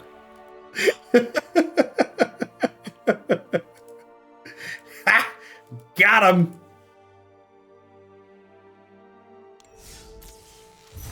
For other people that didn't play Magic the Gathering Online back when dial-up internet was still a thing, it was made by Leaping Lizard software. Was it Leaping Lizard? Leaping Lizard's the right name, right? And you had an avatar that like physically walked up to a table and like sat down to play a game with people. It was phenomenal.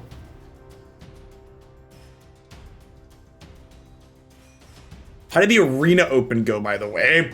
I went undefeated in the Magic Arena Open today. None of the games I played were close.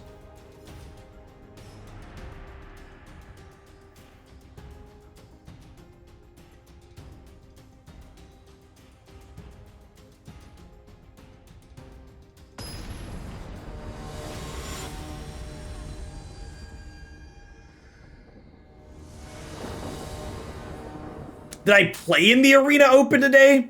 Well, nobody asked. They didn't ask that question. They asked how I did. They didn't ask if I played in it. Come on now.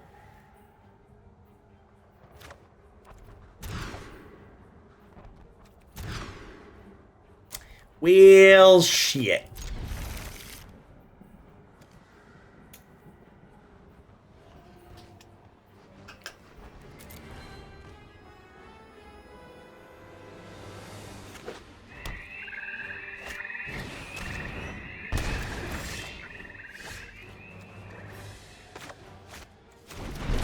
Joke's on you, opponent. I didn't want that spell anyways. Oh, they're playing Jund mid-range. That matchup's gotta be good for us, right?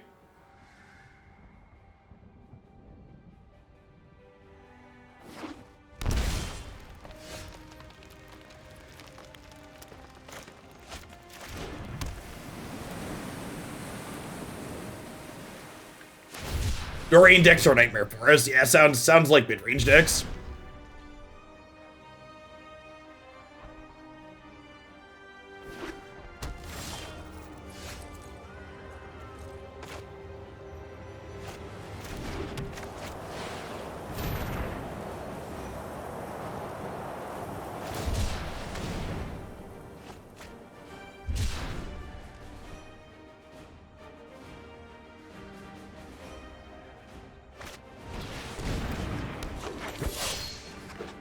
Man, look at that value, chat. Played a land off the top of the deck for free.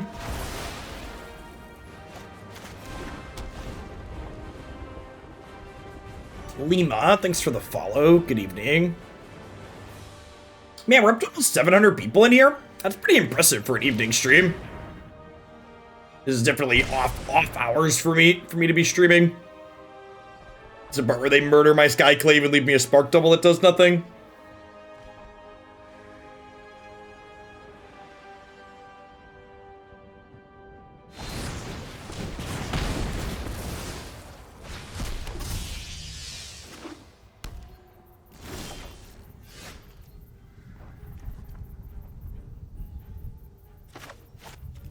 I suppose I could hit an Edict here or a draw two or a cantrip, right?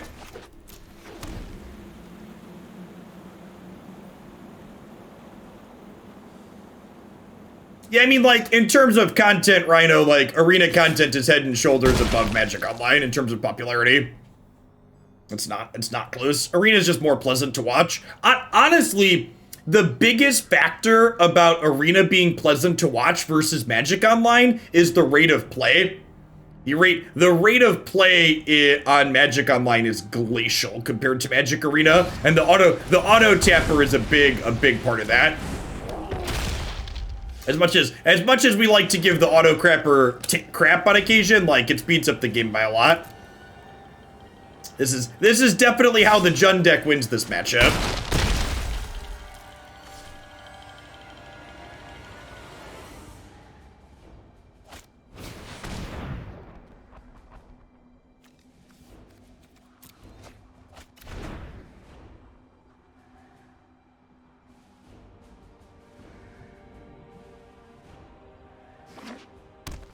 I did concede a match earlier because of the auto tapper being Fubar. You're not wrong. That should have been a black source, right? Probably doesn't matter. I assume we're dead here.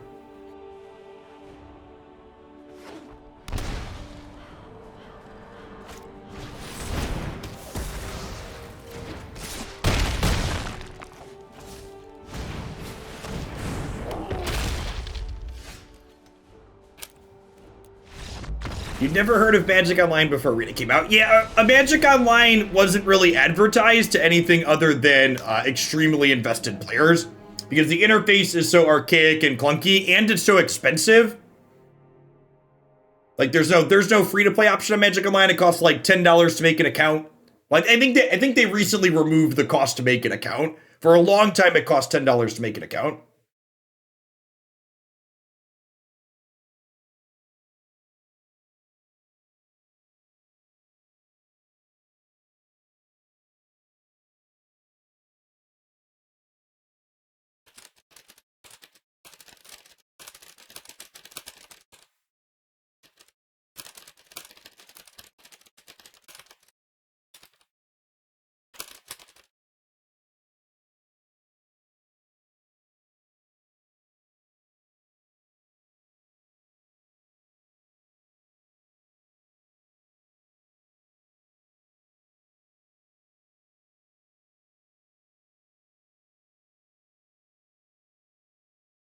I mean, the economy on Magic Online is unusable if it wasn't for third-party bots and resellers, right?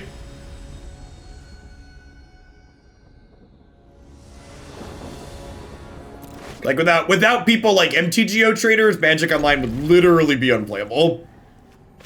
You would have no means of getting the things you actually wanted. I think we just keep any opening hand with lands and spells against the Thoughtseize deck, because like they're likely boarding in like Duresses and Agonizing Remorses post board, and they're gonna pick our hand apart even more. So let's just like keep things that can cast spells we draw off the top. Also, fun fact, this is my favorite thing to point out about that too, is Magic Online would be unusable without their trade bots, and the trade bots are technically against the Magic Online terms of service. You're not allowed to buy and sell cards for cash on Magic Online according to the TOS. Like, I actually want to play this before the Thoughtseize resolves, because having this in play has value. I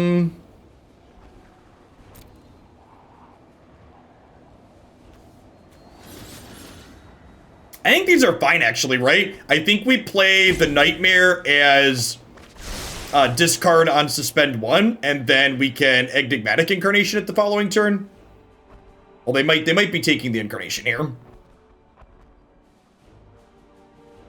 We'll see. There could be merit for taking Skyclave too, but I guess Enigmatic turns Omen into Skyclave, so yeah, it's probably that.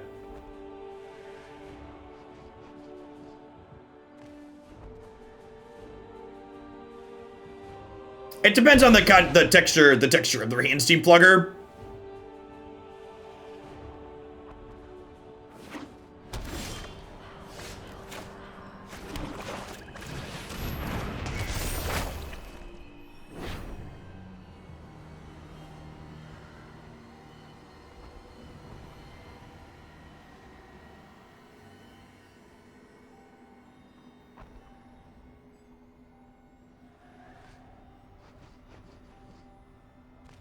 The bots traded tickets. Yep, something like that.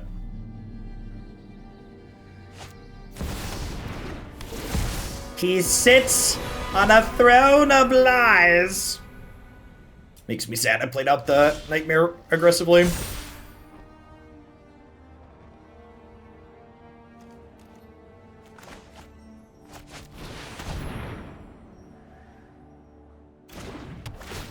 Like, with this play and the Yorion still staring them down, they literally can't play anything else out next turn.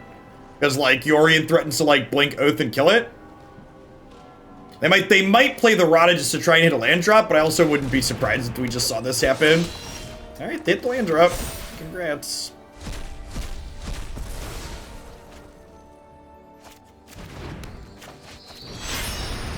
Me, 89. Thank you for the entire year of support. I appreciate the prime. Welcome back. Good evening, good evening.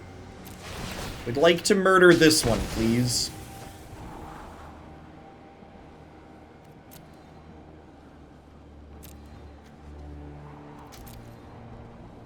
I'll have all of those, please.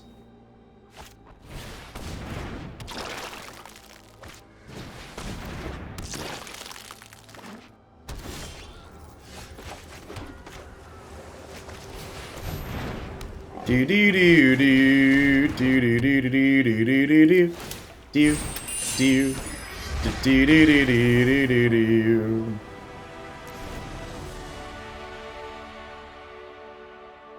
And away we go.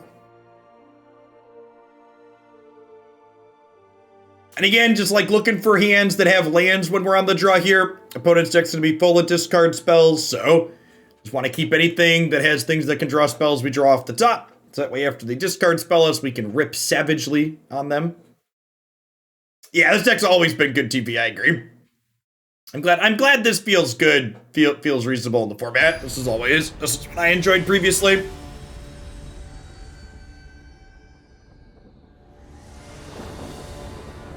Have a good night, Storm Cooper.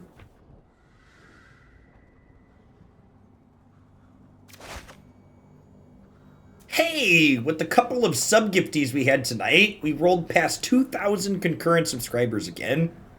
Thank you everyone for the support. I appreciate you all.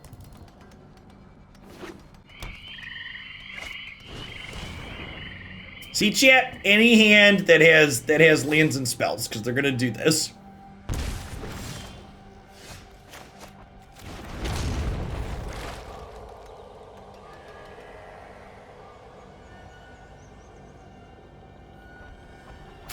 Shout out to Twitch Prime, with whom that number would not be what it is.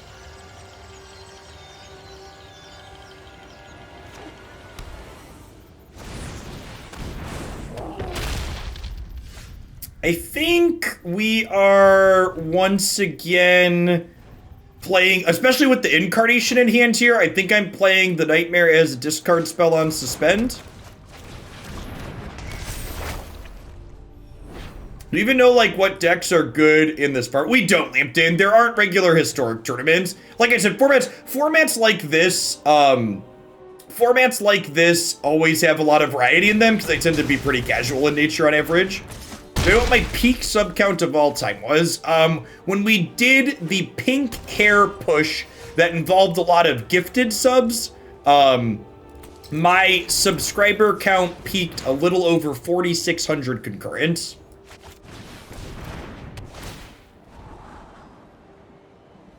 But that was a one-time high. We did the pink hair push. I think I'm taking the land and bottoming this. For context, as a better number, like peak's not really a good number. Over the second half of 2018 through the first half of 2020, when I was doing Magic content full time, I averaged about 2,600 concurrent subscribers. The average number is a lot more representative of something useful than what's it called? The average is much more useful metric than the peak.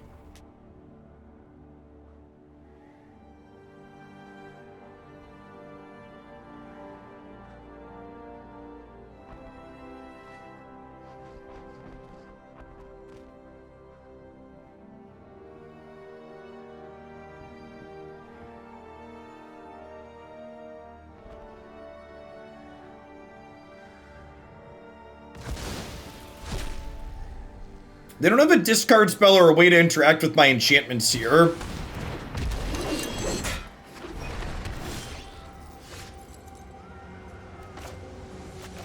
I just get to take Valky here, right? Get to go ahead and turn this into a thing.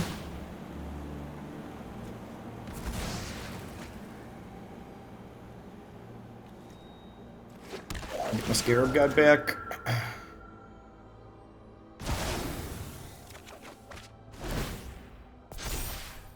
We are a little bit behind here now. Like, I have to take 5 here because this has Death Touch. I don't want them to gain life and draw. I don't want them to draw a card here. That's pretty good.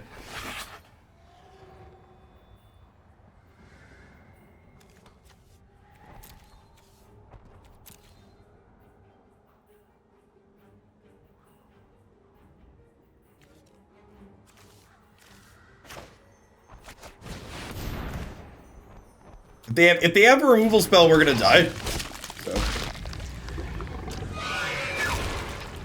Opponent had a pretty aggressive start here on the play.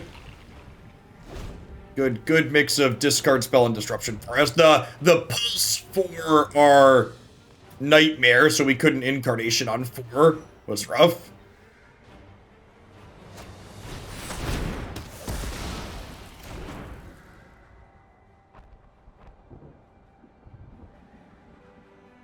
Okay, so we need to draw a second copy of Enigmatic Incarnation to have a shot here. If we draw second Incarnation, we get. Oh wait, my Yarok's dead. That doesn't even do it, right? Because my Yarok's dead. I was gonna say Tolsimir Yarok could do it. God, their hand was nutty. Hairball, thanks for the 24 months. Welcome back. Tolsimir alone, probably not enough. I think if we would have like killed a bunch of things and gained 12 tier, believe it or not, we would have been okay. But yeah, the fact that we drew the Yarok means I think we don't have any outs. Yeah, good game, opponent. So, unfortunate that our opponent both had that game on the play and that we didn't get to play a game of Magic game one, but you know, that's why they're good matchups and not unlosable matchups, right? Magic's got a lot of variance in it.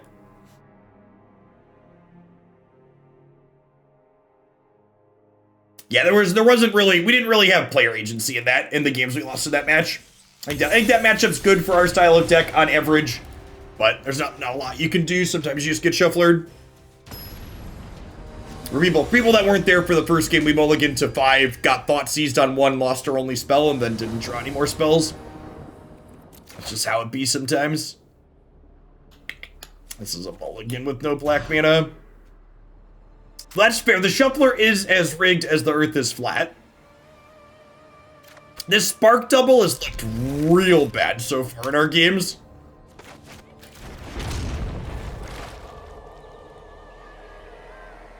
I feel like the spark double could stand to be another one of the clone lands. The Mimic or whatever it's called.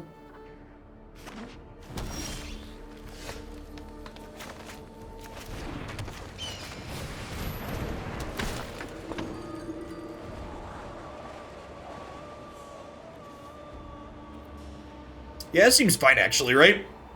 Because this is going to draw us the 5th land. Ooh, 3rd binding. I like that idea.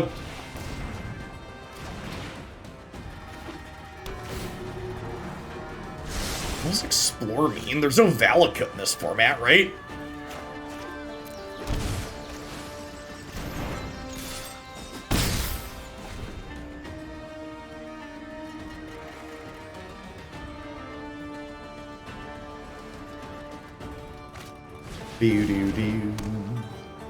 They could be an Ugin deck.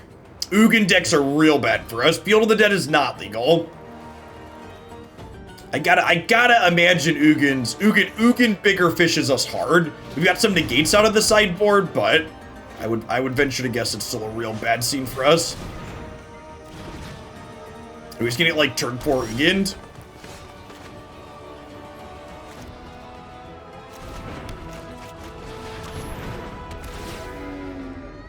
Yeah, I mean, Ugin's arguably the best ramp payoff in this format. So, that wouldn't surprise me. I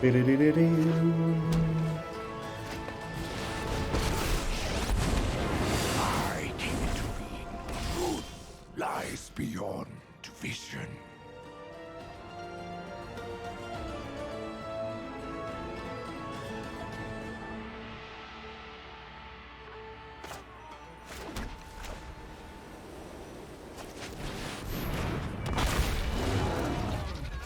So I unfortunately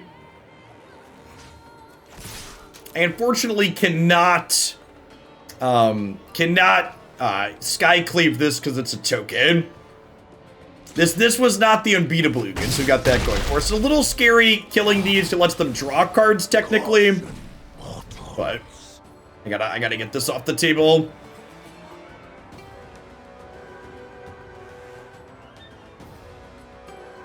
Yasharn does stop them from cantripping Mindstone. It's funny. Secrets manifest. I just imported this deck into Arena. Didn't need to craft a thing. God bless.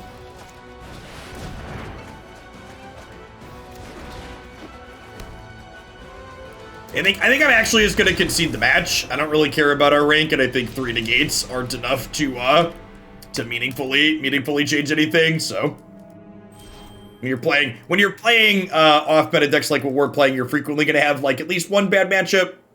And like we could shove a bunch of counter spells into the sideboard to like have more game against Ugin, but I think I like the mix of the Ceratopses and the Destiny Spinners for beating rogue decks.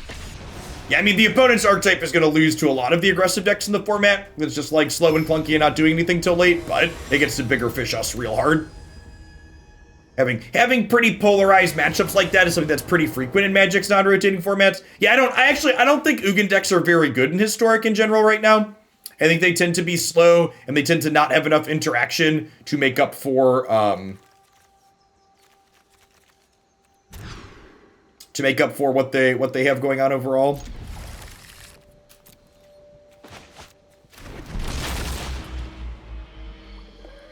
This deck doesn't have many new cards in it. I want to put another Binding in our deck, right? Make that swap. I want to cut the stupid clone. Are we playing against another control deck? Control decks in general aren't terrible for us. It's just Ugin specifically that is. Well, this hand is pretty bad against control. Got a bunch of bricks here.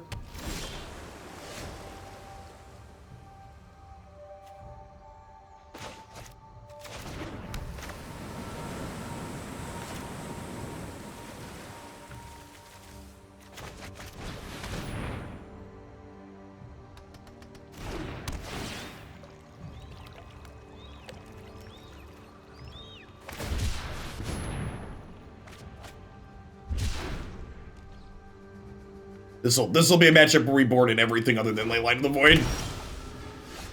For sure.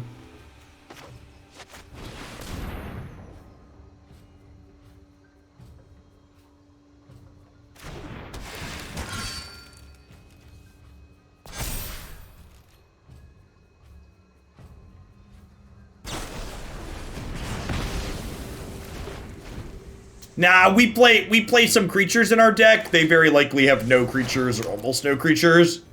So they're definitely gonna be ahead on the virtual card advantage front. Lotus Field. Oh, are they Tails and their Lotus Field trigger? That's totes adorbs.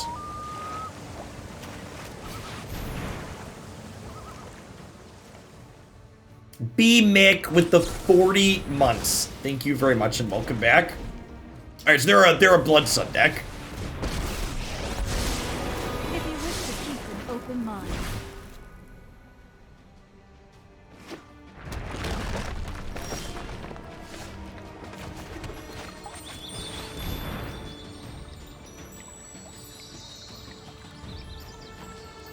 It does not, Dauber. Gotta go ahead and move along to the post-board game where we get to cut all of our blank cards here for cards that have text. Like I said, the opponent's archetype has a lot of virtual card advantage against us game one, where we have a lot of these cards that just like don't do anything. Because the opponent is not playing something aggressive.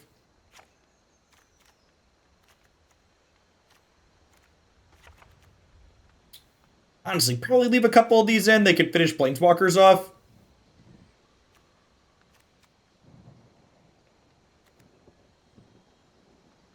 So this seems fine. Yeah, Narset with the flashback draw 7 is real gross.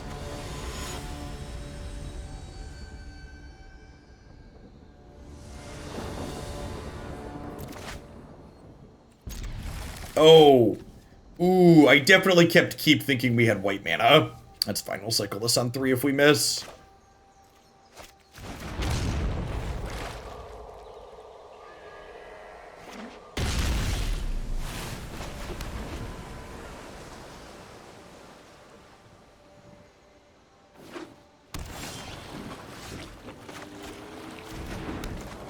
Never didn't tap it. We were just skillfully playing around Jawari Disruption that they didn't have up last turn. Bottom this redundant white source we don't need. Not some kind of pleb, we've got plenty of white mana.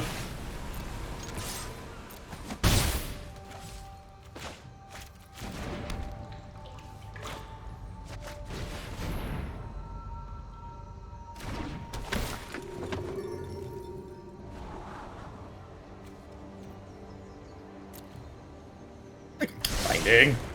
Like, find have an answer like that in the tank. No, they left their sweet person against us.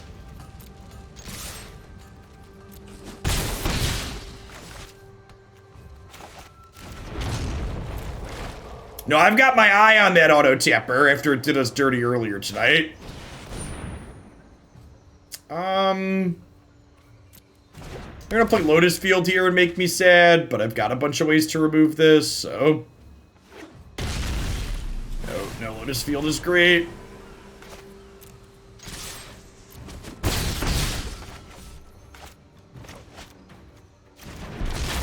That to play untapped before we destroy this. Am I liking historic or standard more at the moment? I think standard.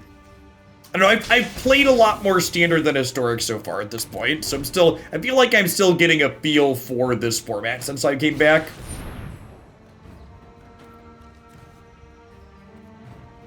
I think I just let this happen. There are so many mystical. I think I just want to save the negate for when they like tap out for something that tries to impact the board.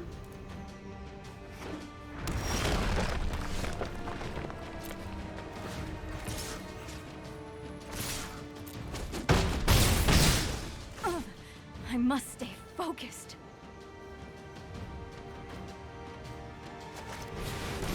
It's also, and this is something I think enough people don't think about a lot of the time too. Like, when you say like, do you like historic or do you like standard more? Like, the decks like this matchup, for example, like this game of Magic is sweet, but saying that this game of Magic is historic, like, isn't fully accurate, right? Like, my deck probably isn't amazing, and my opponent's deck definitely isn't amazing. So, like, that's rude.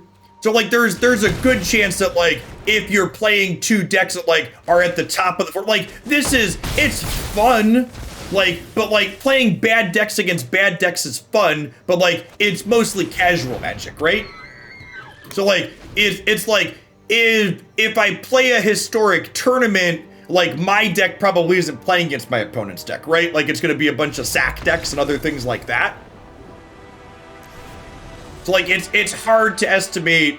Yeah, like basically, like this is as close. This is like historic in the percentages. Like I'm playing is the closest thing you're probably gonna get to like a casual kitchen table Magic experience as possible on Arena, and it's sweet. But like saying that like this would be the same types of games that I would expect to play in a tournament where people paid entry fees and put money on the line also isn't an accurate descriptor. And that's not to say I'm not having fun. It's just to like set the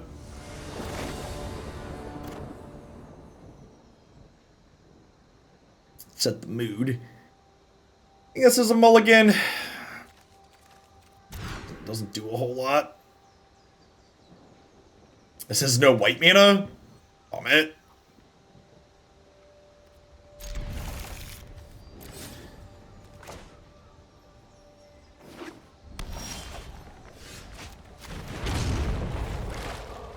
Evening, Hooshman.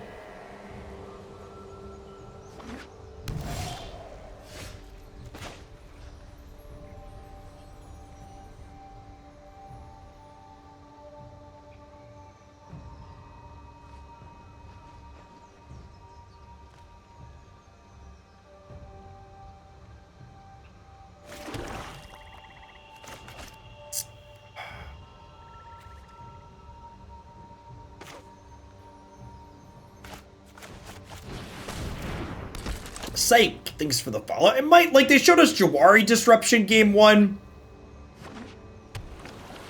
So it might be right to wait and play around that. I don't feel like I could go either way on that. They boarded, I bet they boarded this out last game. I would bet money that this card was not in their deck. And they boarded it back in.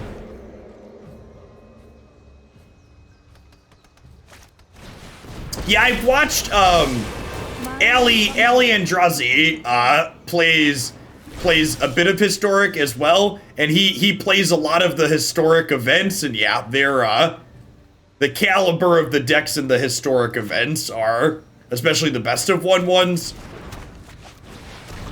even a wider range than what you see like out here on the ladder. You know, I think it's our set of our own here, huh? Hone your prowess.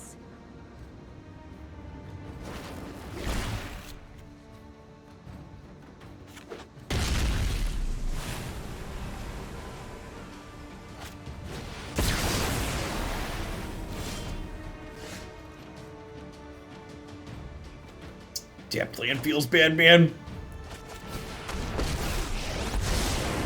Focused and disciplined. Encountering, I have just the trick for this. Oh, you know what? I should have played this on green, right? I was thinking I didn't need third green, but that's actually not true. With shifting Ceratops. You are a mighty warrior. Nailed I it. concede. Never didn't have it.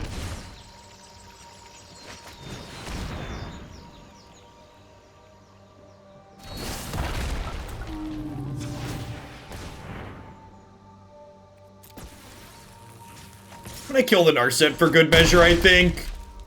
It gives us more sequencing freedom.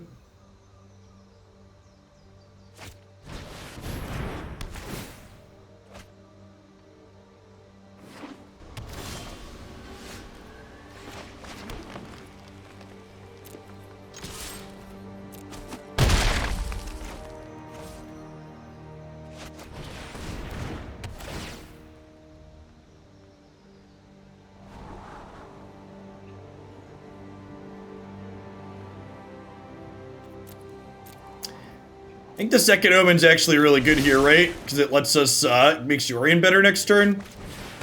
We'll do this. They could have Disdainful Stroke, but like we're gonna have to get through Disdainful Stroke eventually anyways, right? I only have a couple Linegates. Stroke me, daddy. In a best of 3 event yesterday, I encountered a 250 card white-blue artifact deck playing all colorless lands, Helm of the Host, and random mirror cards. Yep. It's like random cards they like. Counter target spell, counter target activator to trigger an ability, return target non-land permanent to its owner's hand, create a token that's copy target creature you control. Alright, I'm gonna pass here, right? There's no reason to play into this.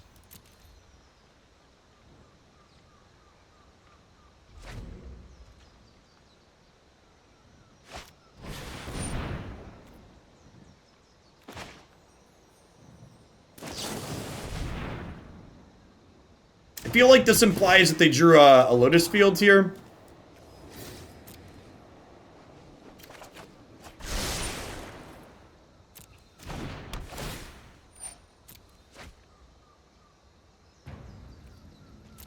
They didn't. Well, that's great for us.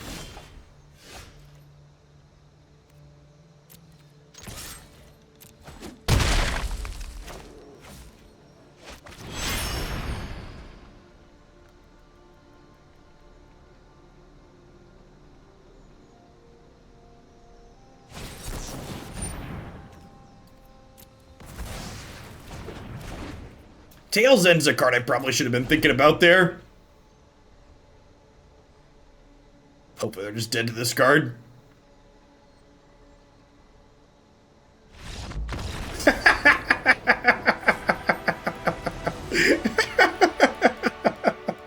Nice control deck.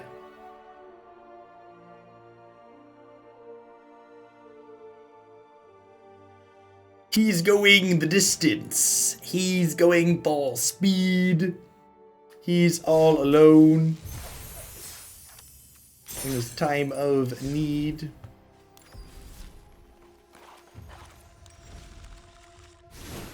Okay, I'm cutting this silly spark double and adding a third binding. The old gods.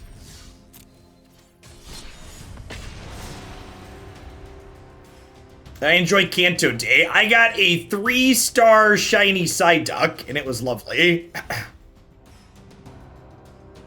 Golduck. Golduck's my boy, chat. It's a record so far. The record, we're having a wonderful time.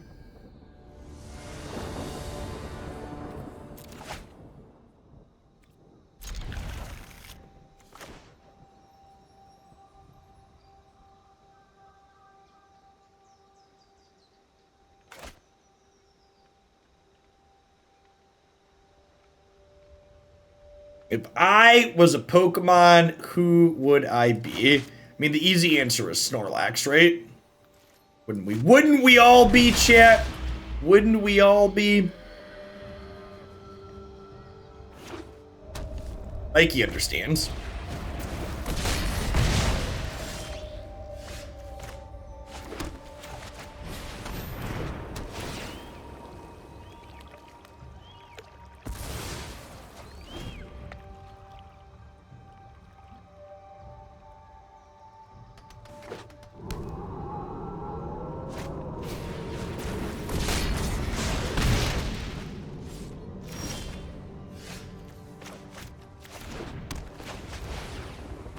Nice curve filler here, drawing the Yorion.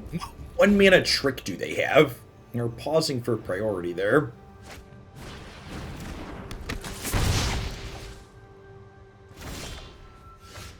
I think I'm playing Solemn this turn.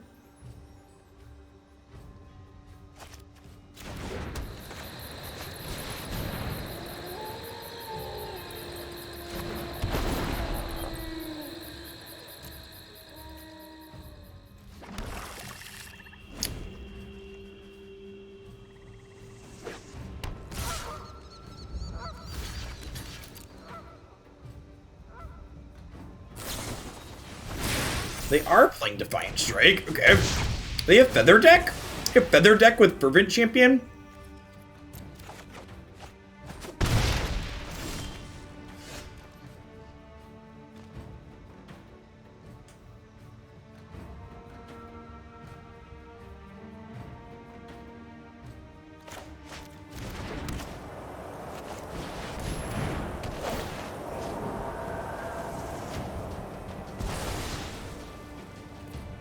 I think we do this, and then cycle the Triome, and then, like, next turn I can Yorion, blink the Skyclave in the Trial. Tajik. Yeah. E-City Buck. Thanks for the follow.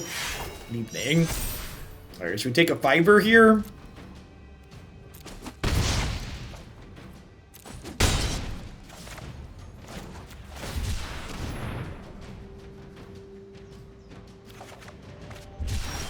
Ooh, that's a really good draw. Okay, so we play...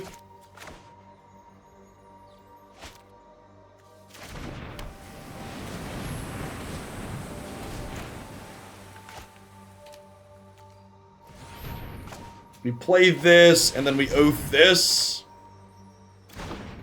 We could have traded with Tajik there, right? This is fine. I might want to use the Skyclave later to blink something else, chat. Read Tajik. Yeah, Tajik doesn't prevent damage to himself. I'm aware of what this card's text box does. It only protects other things. I know, chat. I know.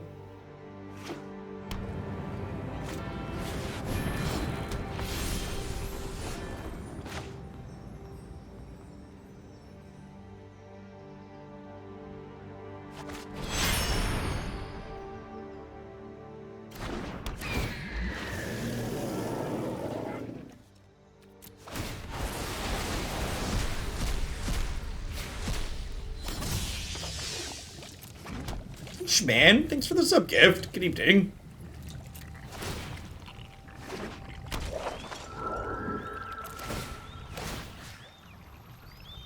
Target you with this. Target you with this.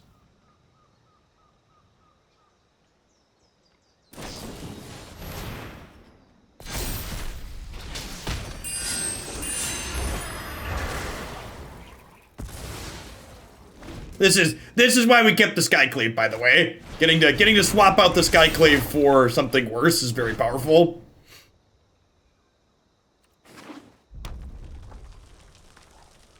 The yellow switch is missing. Did you check the end table upstairs? There's definitely a switch upstairs.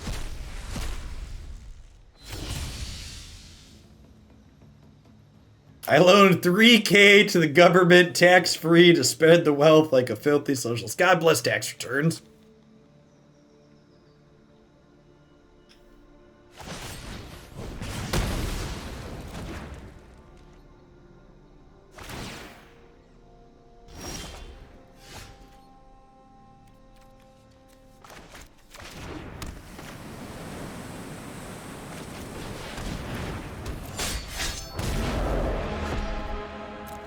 Have any of you ever experienced an unchecked Scarab God before, chat? It's great. Oh, golly. Thank you for the sub gifts. Good evening.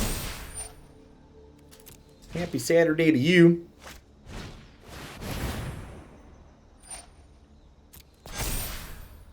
Hey, evening, Immortal.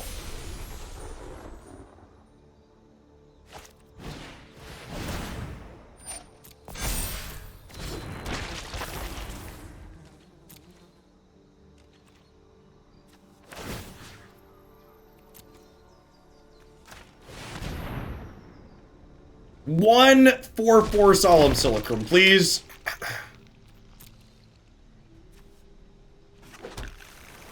Alright, and then at our upkeep, we scry equal to the number of zombies that we have. So we're gonna go ahead and activate this during our upkeep to get this back into play here, so we get to scry 2.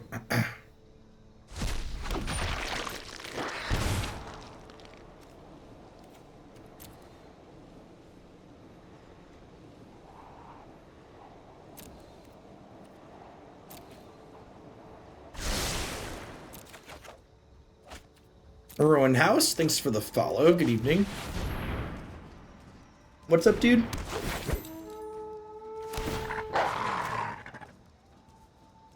You boys are gonna be in trouble if you misplace the switch. That's why I always tell you not to leave them on the couches.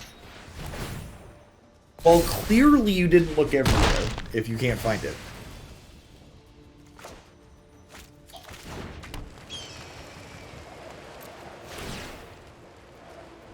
Well, if you only looked in the places of the house where you think it would be, that's probably not everywhere.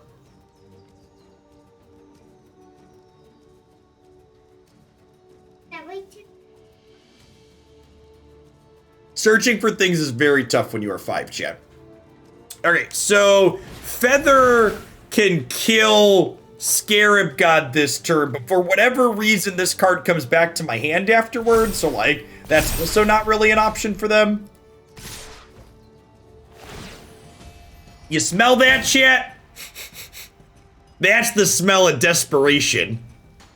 Doesn't it smell great?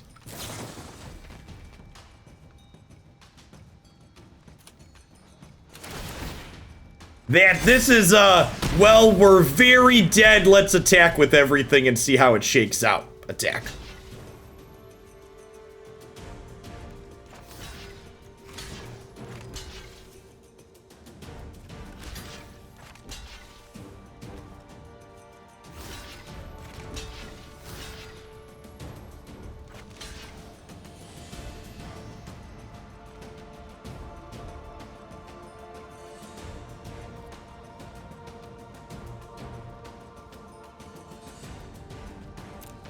They're gonna get to pump things with this fight as one, but like the Scarab God comes back, and if they kill my Yorion, that's kind of a good thing for me. Yeah, why do I care if the Scarab God dies?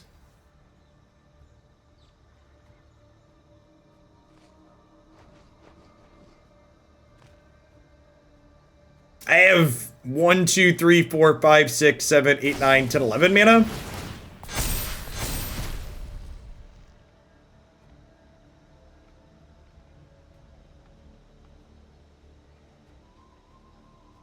Magma spray. That's true. They did show us magma spray earlier. If they have second magma spray, they got me.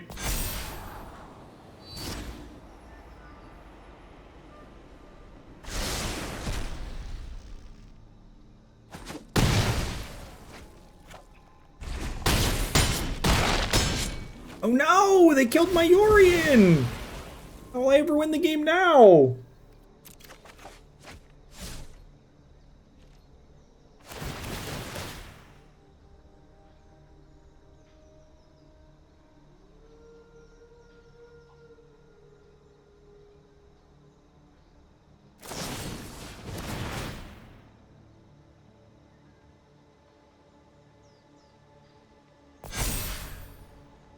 They might get enough set up here to get through. We'll see. Oh. Oh, they did it. We don't get him back right away. Yeah, this was clever. Okay, that makes sense. I wasn't thinking about rage at end of turn. That was really heads up by the opponent. Yeah, we're dead here now.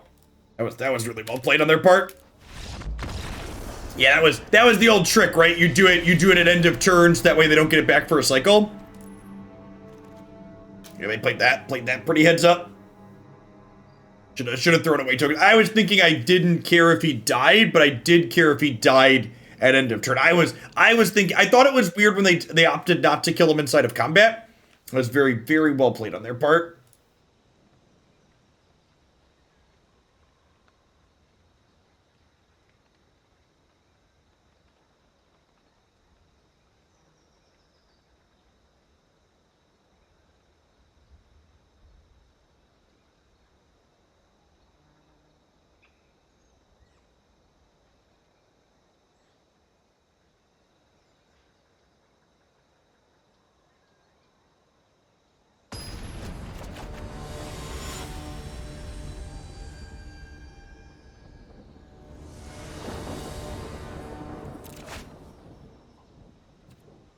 I just needed a second land. Chat was so good with the second land. Yikes! I think we're going down, chat. We've died. All right, let's try and get one more decent. That's sad. The first game was really good there. That's always sad. Always sad to have a good game and a sweet match and then get magicked out of the next one.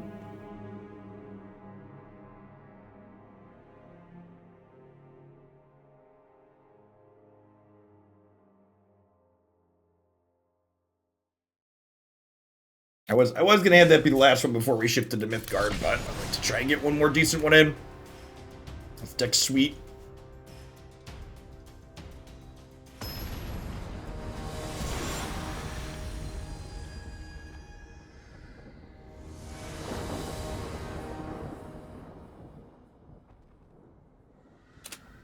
Is this the same person we just played against, or is this someone else? This name looks familiar. Was this the previous opponent on the Feather deck, or a different one? Blue, green, white. Not the Feather deck. Probably just remember them from earlier. Smells like Gruul.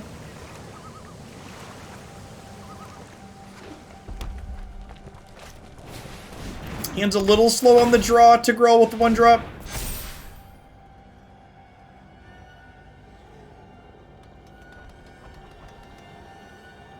Really want to draw Trial next turn.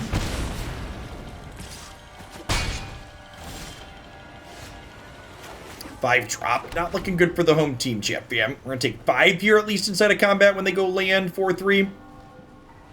Evening Venice. Oh, do they not have a land? That could be our saving grace. They don't have a land. Okay.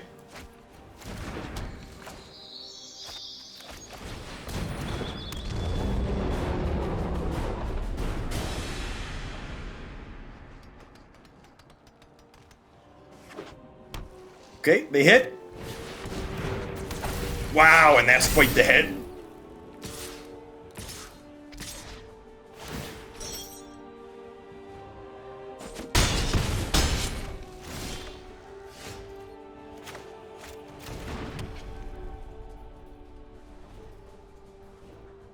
I have Venice.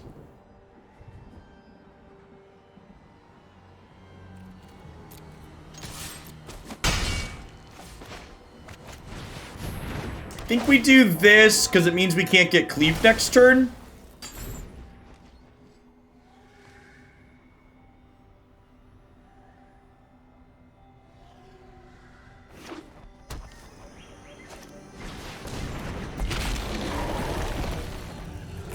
We are dead to that one, though. Oh, Reidane makes it cost 8. That's true. Any of the lines we took there, we're dead to that one.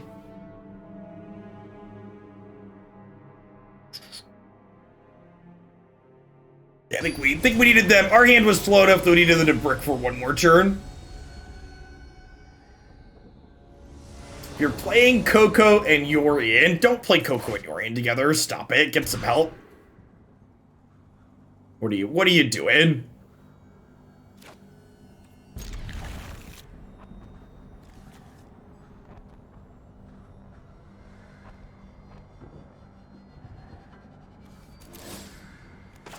See, it's counting on Omen to do a little bit of lifting.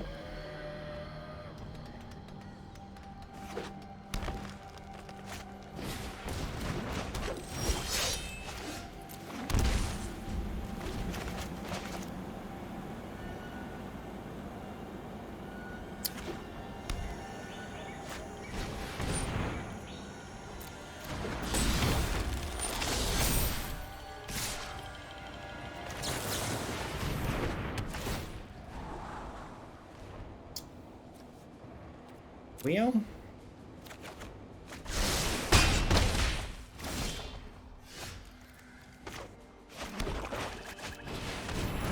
If we can survive to get to here, which is looking likely.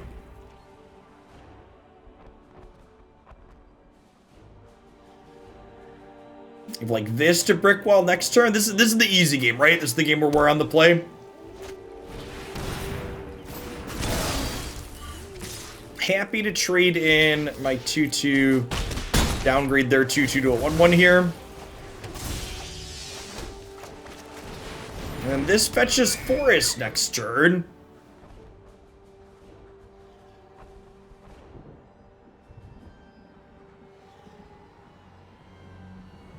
And technically get cleaved this turn.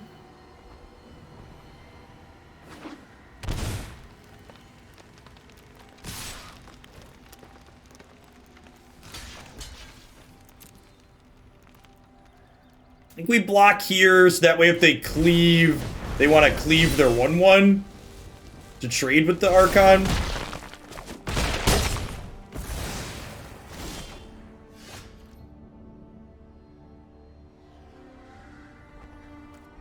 And then I think here we just Tolsimir trade the Wolf for the Spellbreaker because the odds they have a haste creature that they can also equip cleave to next turn is low.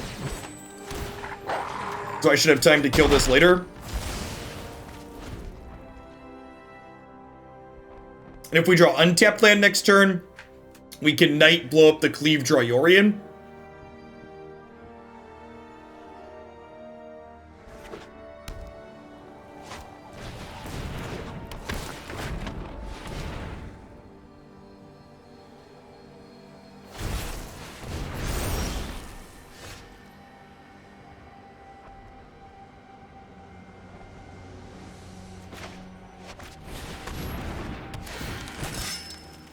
You know, it might actually be wrong to do this instead of the binding here, because if that's their play, there's a chance they have another cleave in hand.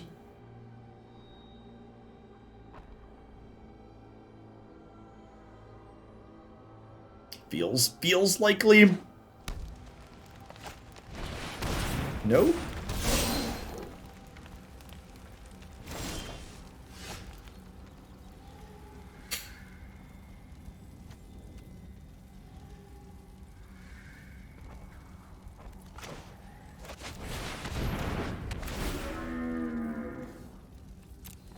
Mook out, don't bother me. Do do do do do do. Yasharn here means I can binding plus Yorion next turn. Yeah, deck's been sweet, Seth. We've been playing for almost 3 hours. And we're only one card off of what J-Ray submitted at this point. We just like added another binding because they were only on 2. We got a Hepshed Oasis, this Gruul Spellbreaker. Oh yeah, beep beep. Let's go. Oh yeah.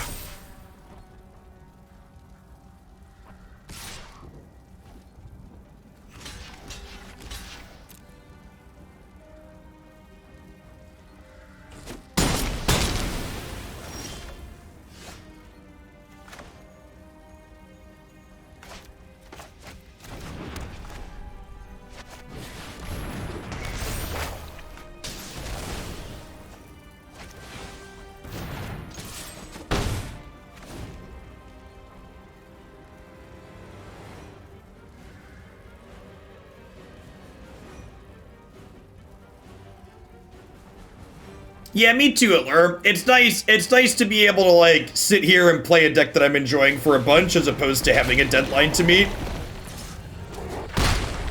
With constantly churning through decks in the queue.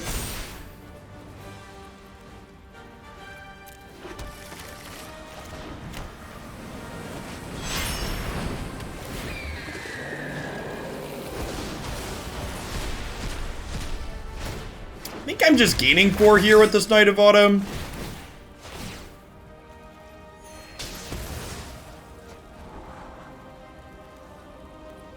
In. Cue the carnival music, chat.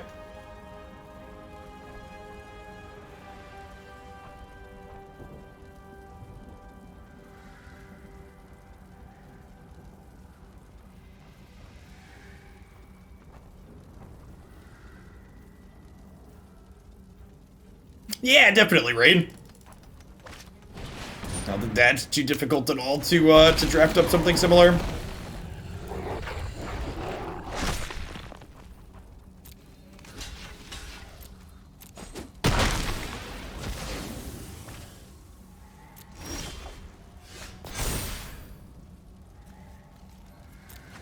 Don't mind me, I'll just be fishing the forest out of my deck.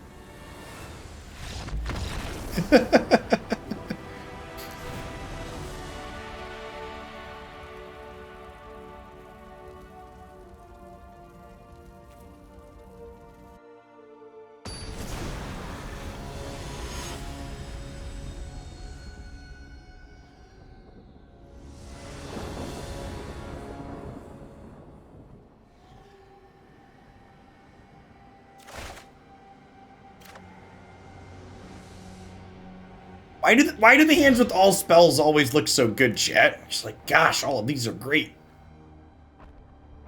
You think I'm keeping this and bottoming the Yasharn? I'm like not super excited about it, but it's definitely better than 5. Omen on 2 is not really where I want to be in life against the aggro deck, but they also went to 6, so maybe they'll have a slower start. Yikes.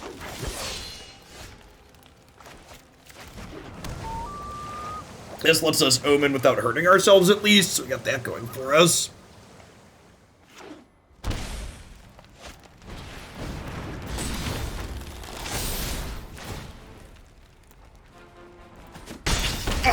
Oh god, that's brutal. Woof. Hey, Rain, thanks for the sub gifts. Rain, if you're not in this, if you're in the subs Discord, could you ping me in there? You should be able to click on my name at the top and direct message me, and I'll be happy to throw something together for you either tonight after the stream or tomorrow morning. I appreciate the support. Yeah, I think we're gonna just be too slow here on the draw, unfortunately.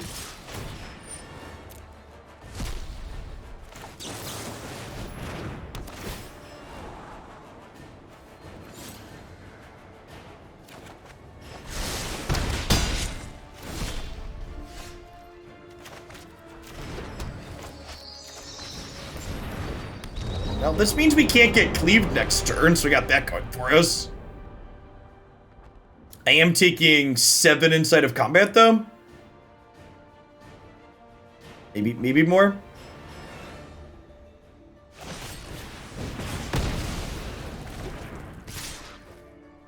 Nine, yep. Get right up. That is just lethal then, right? Because I can turn this into a Skyclave, exile this, but I'm still taking at least 2.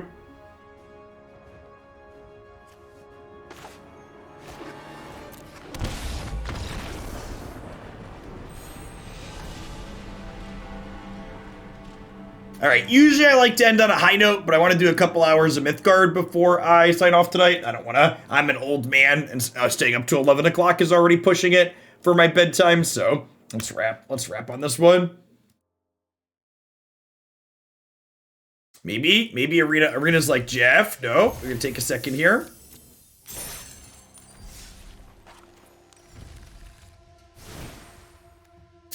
The mana base was fine. Yeah, that's my one big takeaway. I said I wasn't really touching the mana. I think it was fine. I think the total land count is probably fine as well. I think my one thought on changes after playing for all of that time actually is I think I would like more copies of Charming Prince on Discord, Rain. Twitter works too. My Twitter DMs are open, but Discord's ideal. Charming Prince is a card that like helps us hit our land drops early and also impacts the board on turn 2. And I feel like the games where we play a card that impacts the board on turn 2 against aggro, we have a hard time losing. When we're on the draw, like in that last game, I think aggro could definitely get up under us when we like play Omen of the Sea or do nothing on 2. And I think having eight plays that meaningfully impact the board on 2 would be ideal. I don't know what exactly I would cut. A second Reidane could probably go on the chopping block. This card was fine, but not like good enough to draw it a bunch, and we can tutor it up with Incarnation in places where it's good, so maybe that's one that goes. And something else, man. That would be where I would start. I would want to get to 4 copies of this so I could have 8 cards to mulligan for on the draw against aggro that play to the board early. So if you missed any of that set, we played this for almost 3 hours. Like I said, it's all going to end up on my YouTube channel.